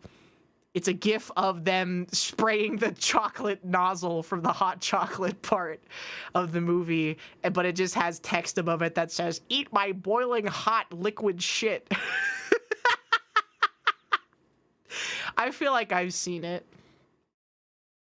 But so they're like, oh my god, yeah, it's a breakout hit. And then I didn't even know this, but this is the studio that made Mars Needs Moms too.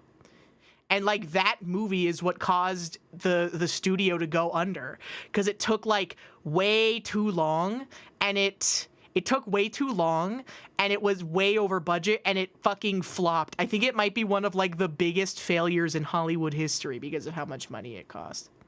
It's literally, Mars is fucking box office poison, except for The Martian though, because I think that one did well. I think The Martian like did well in theaters, but also I didn't see it. You know, they're doing another fucking movie by the same guy who wrote The Martian. It might be an adaptation of a book, but it's about sending Ryan Gosling into space because the sun is gonna explode. So they're like, you gotta go talk to the sun. This one sun didn't explode yet, so you gotta go fucking see what's going on over there. It's called Long Shot. Oh no, it's called Hail Mary, yeah. Did that come out yet, or is that like a Christmas Day type situation? Wow, guys, we're gonna unexplode the sun? That's so awesome. I'm looking at the movie app right now. I gotta see what's in there. Next year, damn, they're teasing that shit early. I feel like they're teasing movies like earlier and earlier these days, you know? They're like, guys, we have the first 3 seconds of Christopher Nolan's Odyssey movie. Are you ready? No. No, I'd rather that you waited until it was like closer to coming out, bro. Yeah, Iron Lung is next month. I'm kind of interested in seeing what's gonna happen.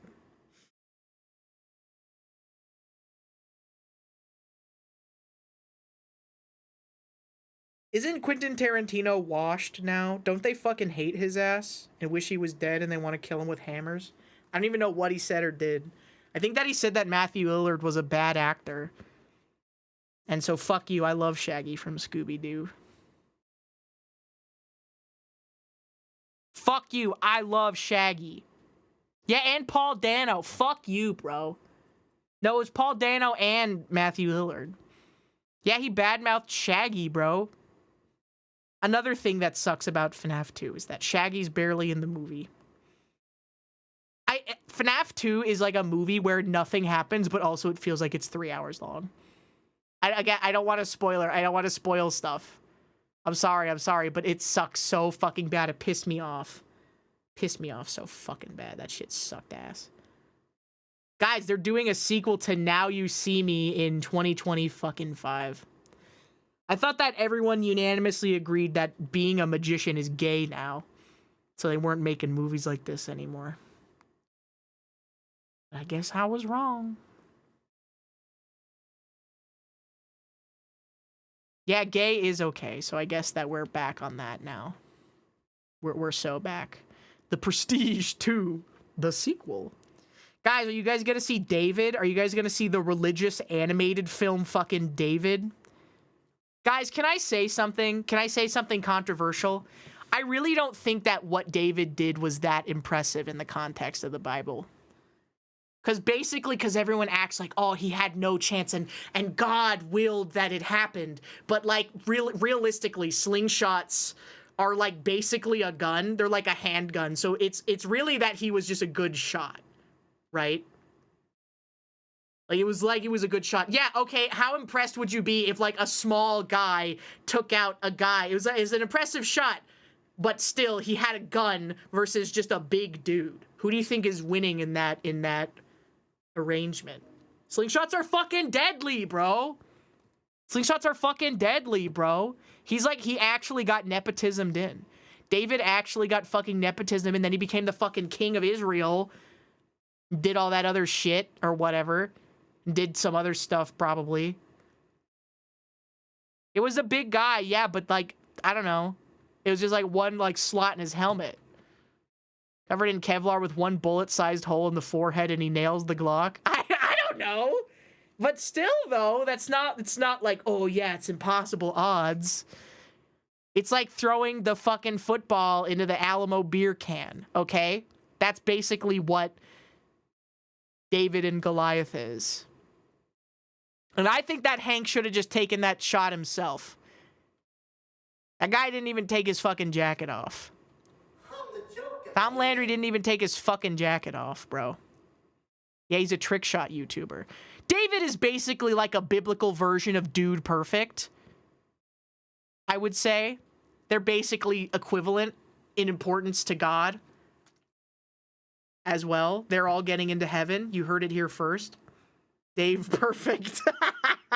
He threaded the needle, bro.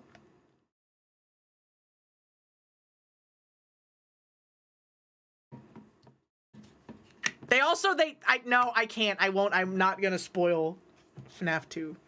I'm not. I won't. I will not do it. But let's just say that it comes out that Scott Cawthorn made a weird random Pilgrim's Progress game. He made a full game adaptation of Pilgrim's Progress, and it really shows, which is really funny to me that's also in other things. You took too long to clear Trickshot Simulator to be shit-talking David for nailing the hit. I would love to see David roll 3 chips into a fucking cup, bro. Like, back to back. Let's see his ass fucking do that when he's not getting fucking divine ordained from God, okay? I don't know. I think it's less impressive if you did it because God wanted you to. I think that if you grind it out, and you still you have the tenacity, I think that's more impressive than doing it in one try. And I'm not just saying that. Because I could have given up at any time. And I kept coming back for fucking 8-hour streams in a row.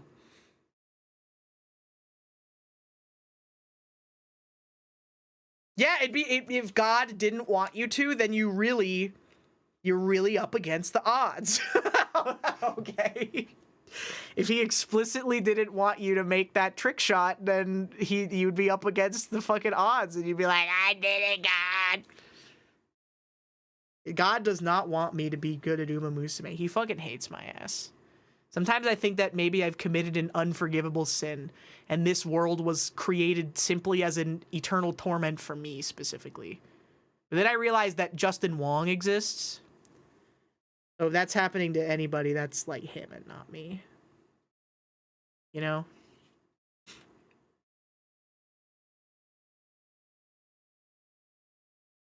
Dupe the item now. Fuck. I'm sorry.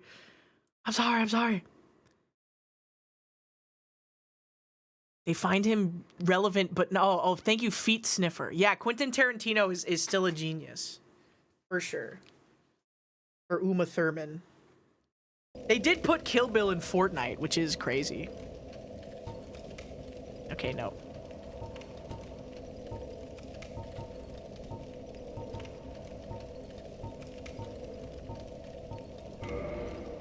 Oh, fuck. That was almost both. What did I... Oh, fuck. It's making the sound like it wants to do it, and then it's not doing it.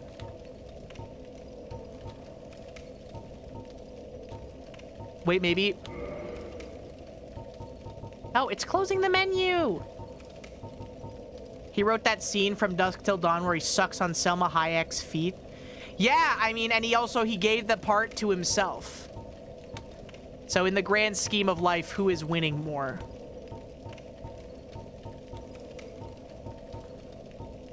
The feet guy?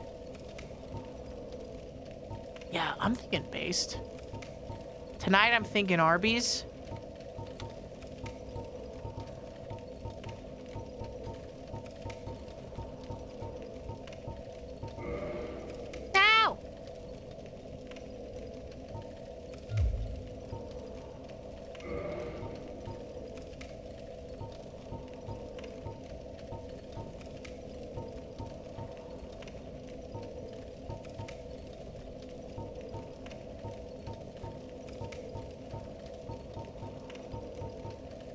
Does it even work in the HD remake?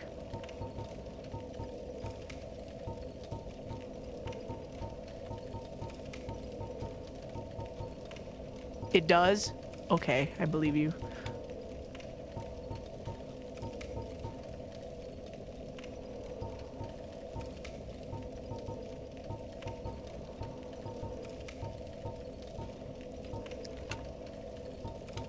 Fuck.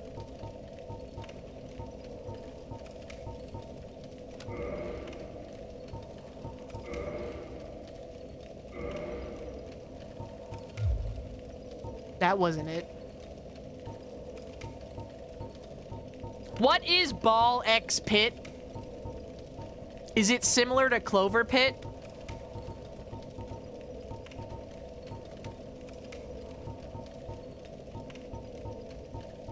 Because I heard Northern Lion talk about it, but it seemed like he was talking shit. I think it works in Remastered. People said it works in Remastered. Fuck.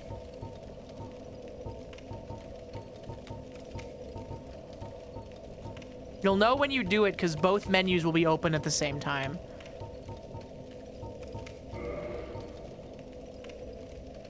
That wasn't it.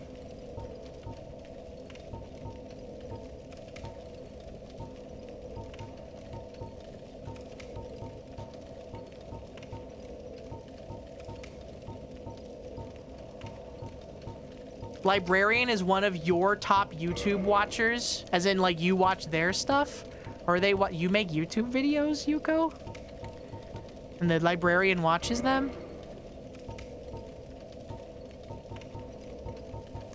You don't? Well, maybe you should start, and then maybe the librarian would like the stuff you make.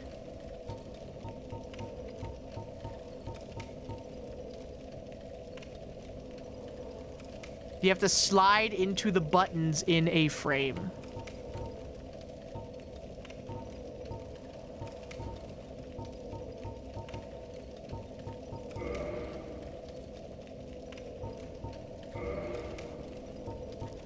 It looks like it's bringing up a menu, like, really quickly there.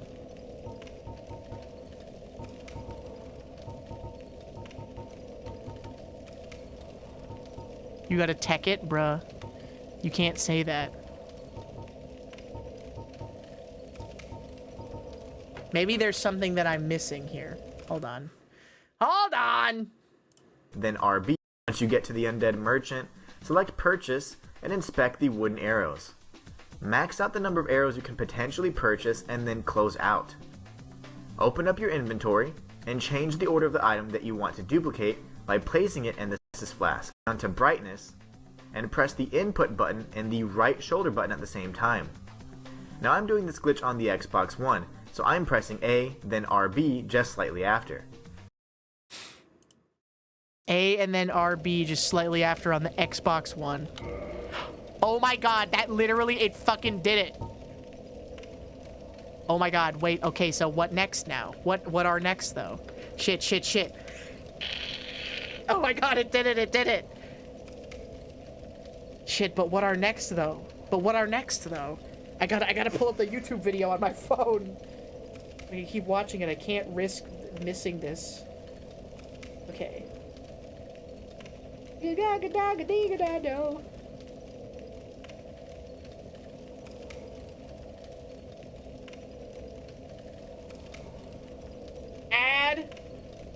Add cause phone.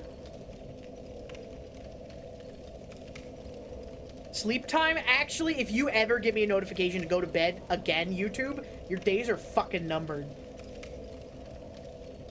I'm doing this glitch on the Xbox One, so I'm pressing A, then RB just slightly after. If done successfully, overlap the menus. Able to see your inventory and jumbled text. From here, press down and select OK. Then select the Quit Game option.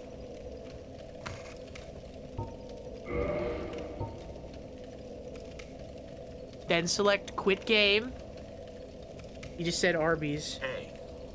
Then select the Quit Game option. If you perform the glitch correctly, then you will see the Use Item Specific Quantity. Reset item order.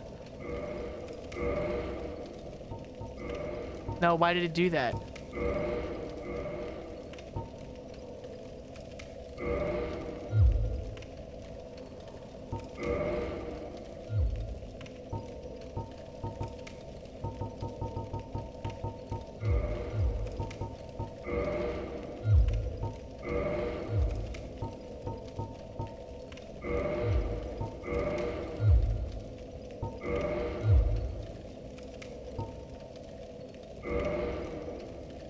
No. Why didn't it do it right?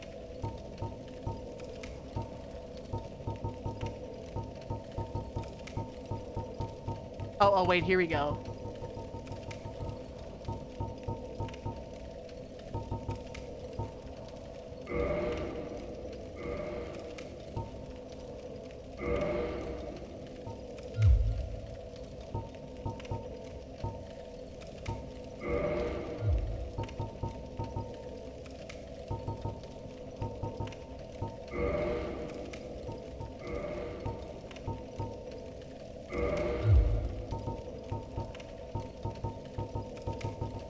I did it wrong. Oh my god.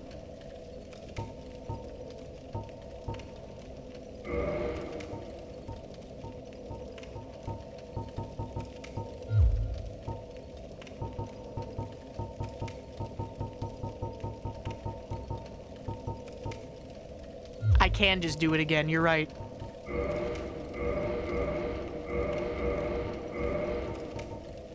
You're right, I can just do it again. You're right, I'm gaming. I'm a gamer.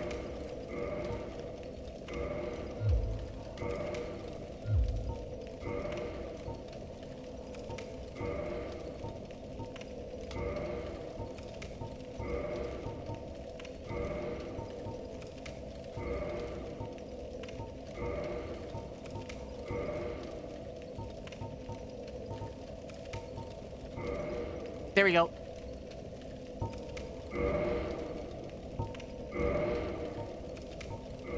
No.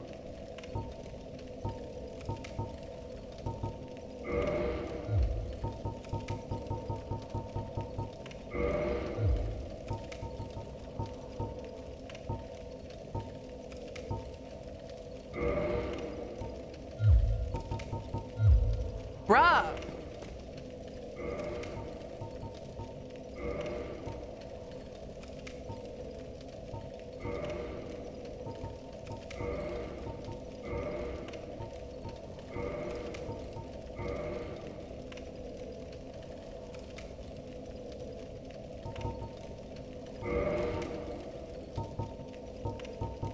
Well, that certainly didn't do what I wanted it to.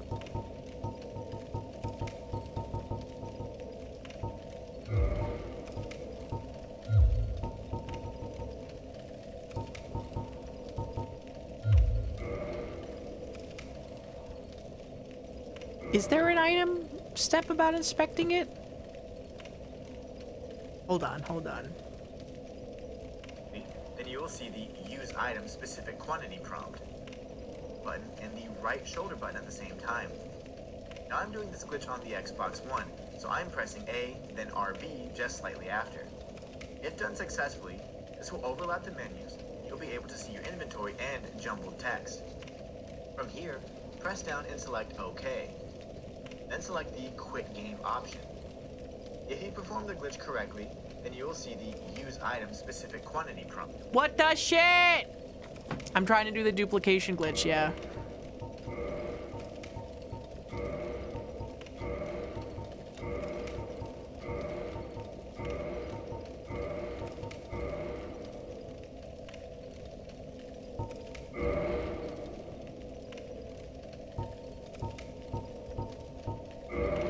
Oh.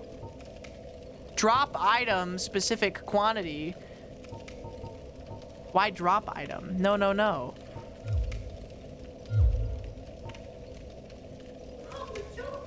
Why didn't it do it?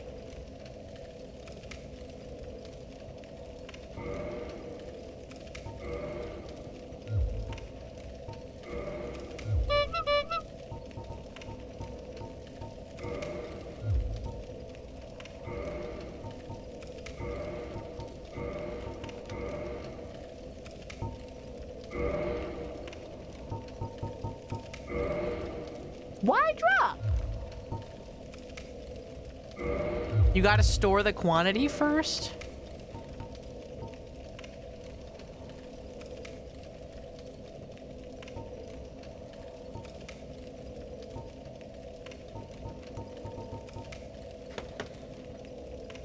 Read the comment.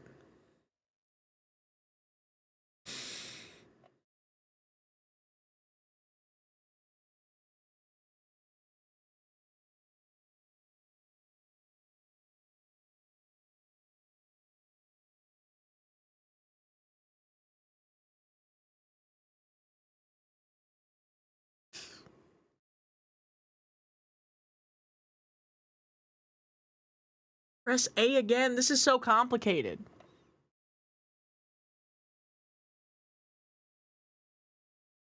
If done successfully, and change the order of the item that you want to duplicate by placing it in the second slot with wooden arrows at Firelink Shrine. Once you get to the Undead Merchant, select Purchase and inspect the wooden arrows. Max out the number of arrows you can potentially purchase and then close out. Open up your inventory. Oh, fuck. I'm stupido. Wait. I can do this, though. Okay, so we go to Undead Parish. You gotta store the value. Yeah, okay. Okay. You don't even have to buy the arrows is the thing. It would be faster to use cheat engine. Nah, I'm not a pussy.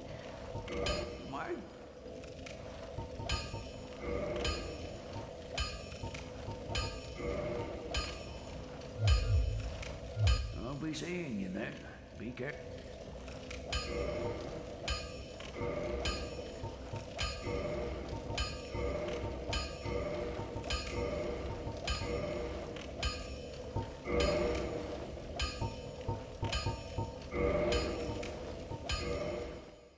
There we go. Will they be there on the ground when I show up? Nope. Okay, so it did make me quit out of the game though. Oh my god, it's still gone. Oh my god, it's gone forever.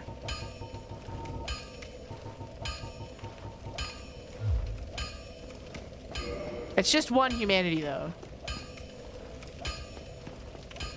No, it's okay. But look, because it used it. It used one. You see I have that? So it did use one. Access bottomless box.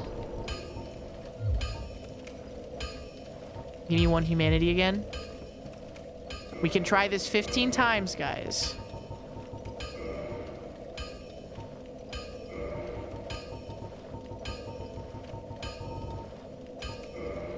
Fuck!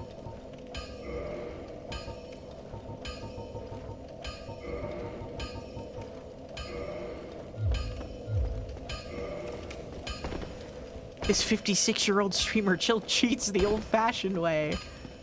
That's so true. You need it.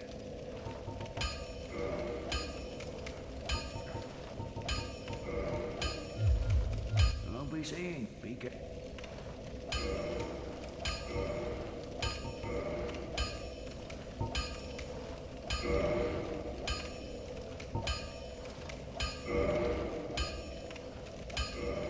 Why it say reset item order though?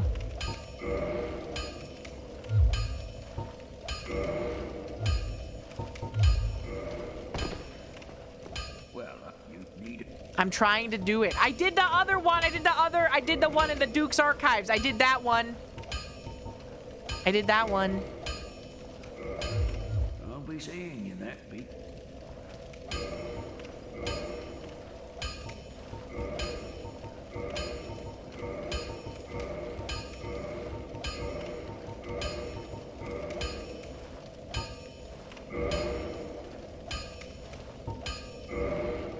Reset item order. No. Okay, well that's not it. Well, you need any. You have to have only 99 arrows. No, you have to store the value from going into the menu. I'll be seeing you, Pete.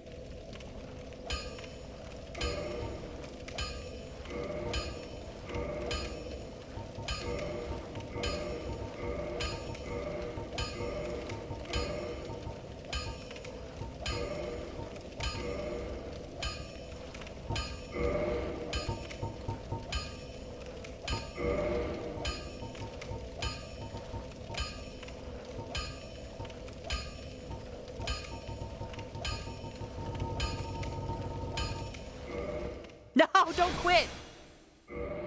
Okay, well that didn't work. You want to use them. You do want to use them, or else then I just fucking lose a humanity forever.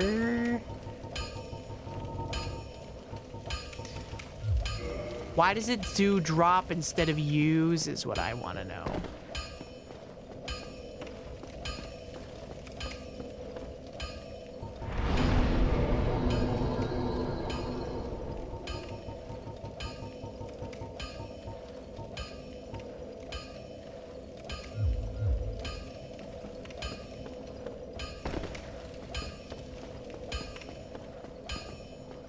You gotta go down the obscured item menu 4 times, but quit is 5 down. But if you press down right instead of down once, you will end up on use item. Okay.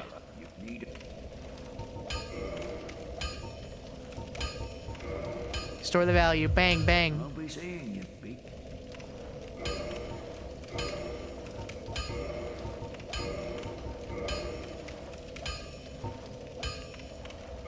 Okay.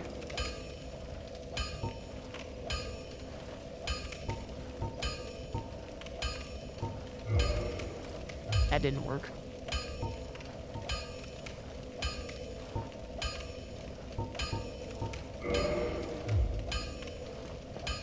Did you reorder your list? Fuck. Shit, I knew I was forgetting something. Okay, now this is the real one. For real. Talk to Andre. Purchase item. Wooden arrow. Maxed out. I'll be seeing you. Baby. Okay.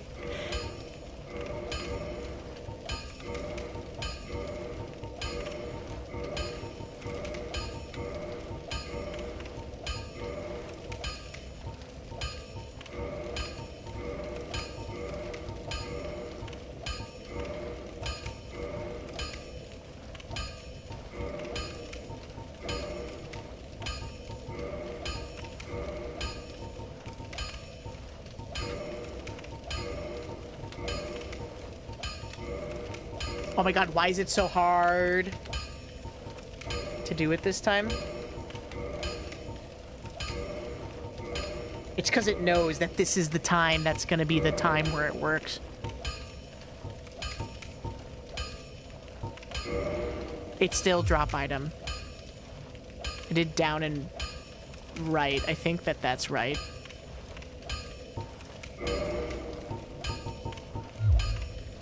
Wait, wait, wait.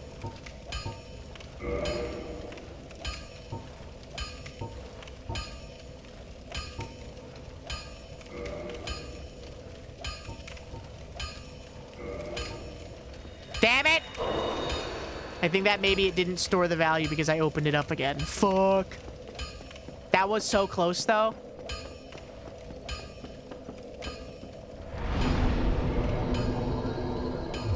It's gonna be so worth it.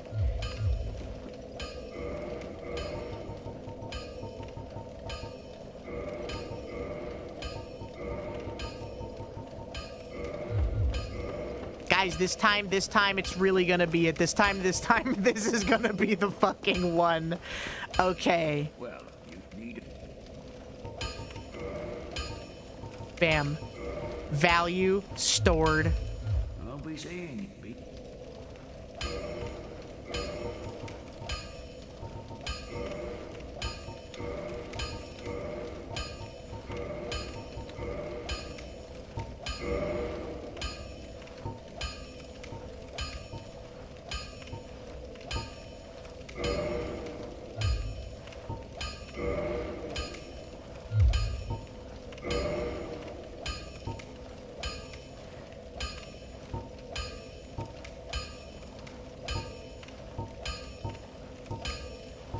hold on.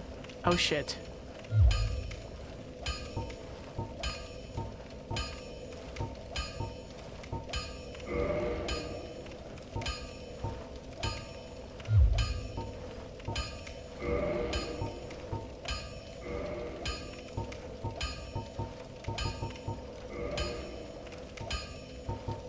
I didn't do it right again. Fuck!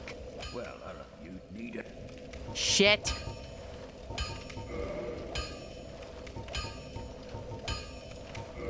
Guys, it's gonna happen again. Guys, it's gonna happen.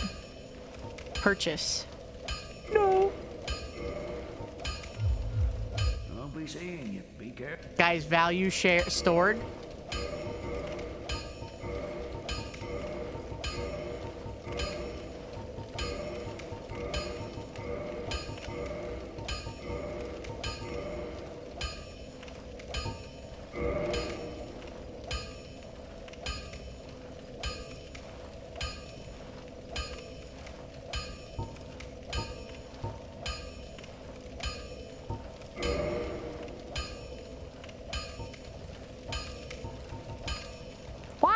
Store the value? Is it because I don't do quit game? Well, hello again. Does it have to be quit game for whatever reason? Oops, I did not mean to do that. Don't get yours. Haha, oops.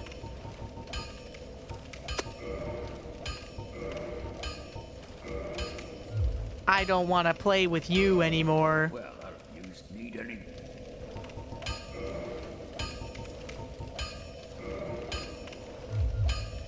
I'll be seeing you.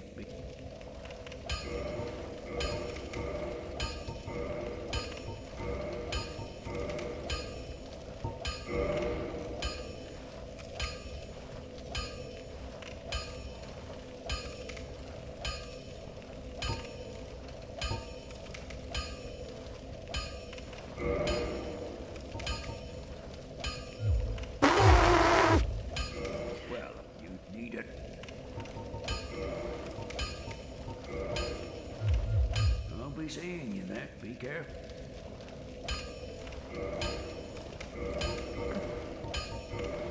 That was so fast.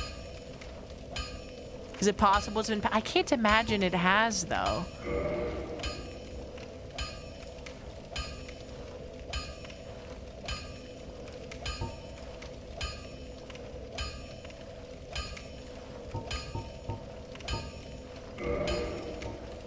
See, look, because it stores the value here when I go to quit game.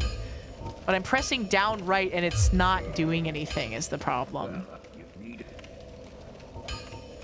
I'll be seeing you. What you need.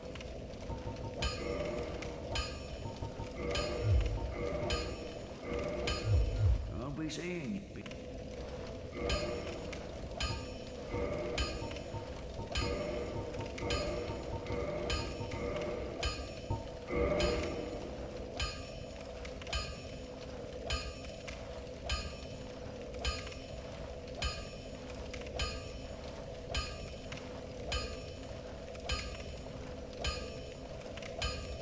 Oh, it's because I started the options menu for some reason.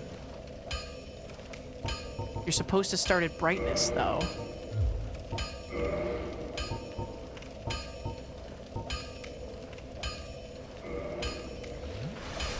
Well, that worked. What you need it.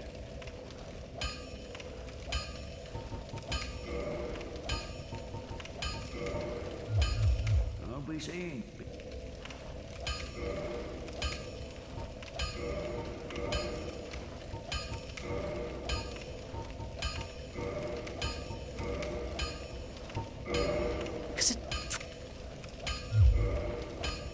Hold on.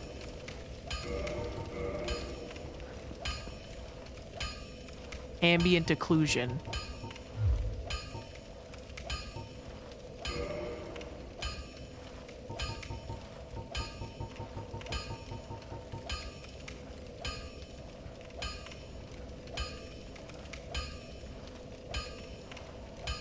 Toggle auto lock on? What do you mean? What is auto lock on?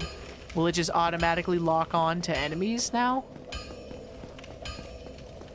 Why did it toggle this?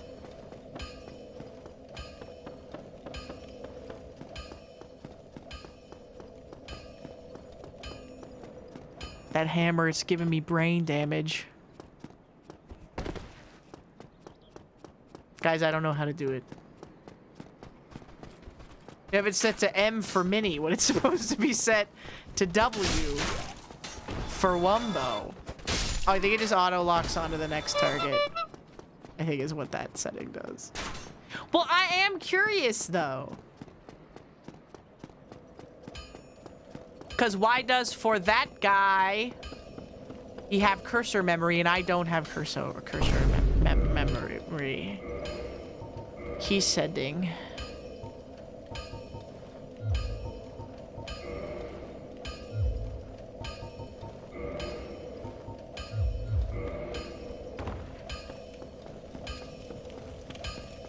Aww. Well, you need it.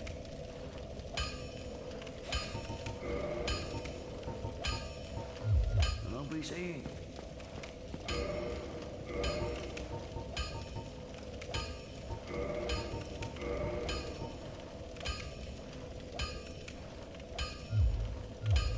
Does it store the quantity if I just do that too?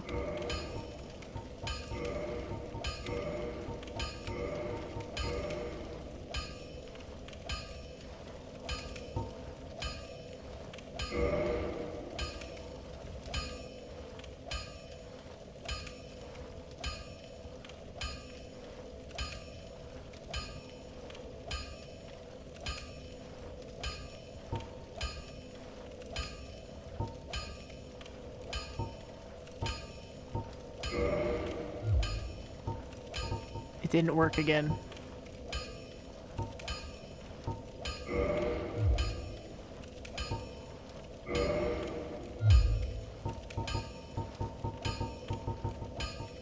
Wait, also I'm in the key menu now. Wait, I can finagle this.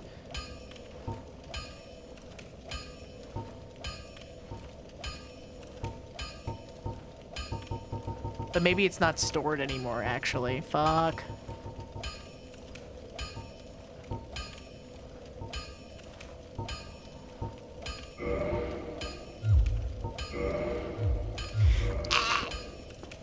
It's not happening. I'm going to bed. Mods, pay him out.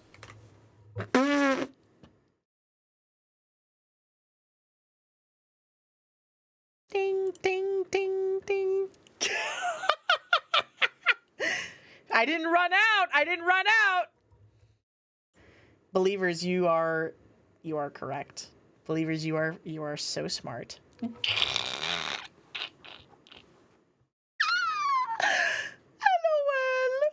Okay. I'm sleepy.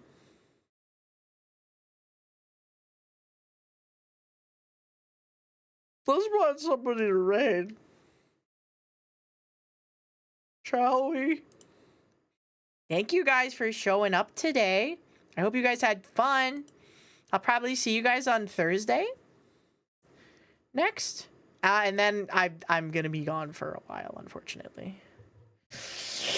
Unfortunately, I have many familial obligations to fulfill. But I will see you guys as soon as possible, okay? Let's raid. Let's raid.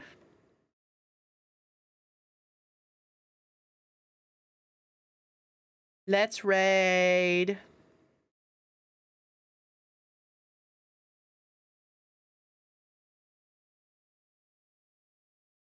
No, we shouldn't raid Super Mario smoking weed the movie. We shouldn't do that. Let's raid Nitya Neil because I like her. Cute crocodile girl. Why no? Why no? Why would you say that? You green woman. Okay. Everybody go be nice, and I'll see you all later. Raid Salty Bet. Salty Bet is washed ever since Twitch has basically disabled your ability to watch their stuff on third-party websites by saying, the best part is on Twitch. We're running this because we can't run ads on a third-party player website, Lamau.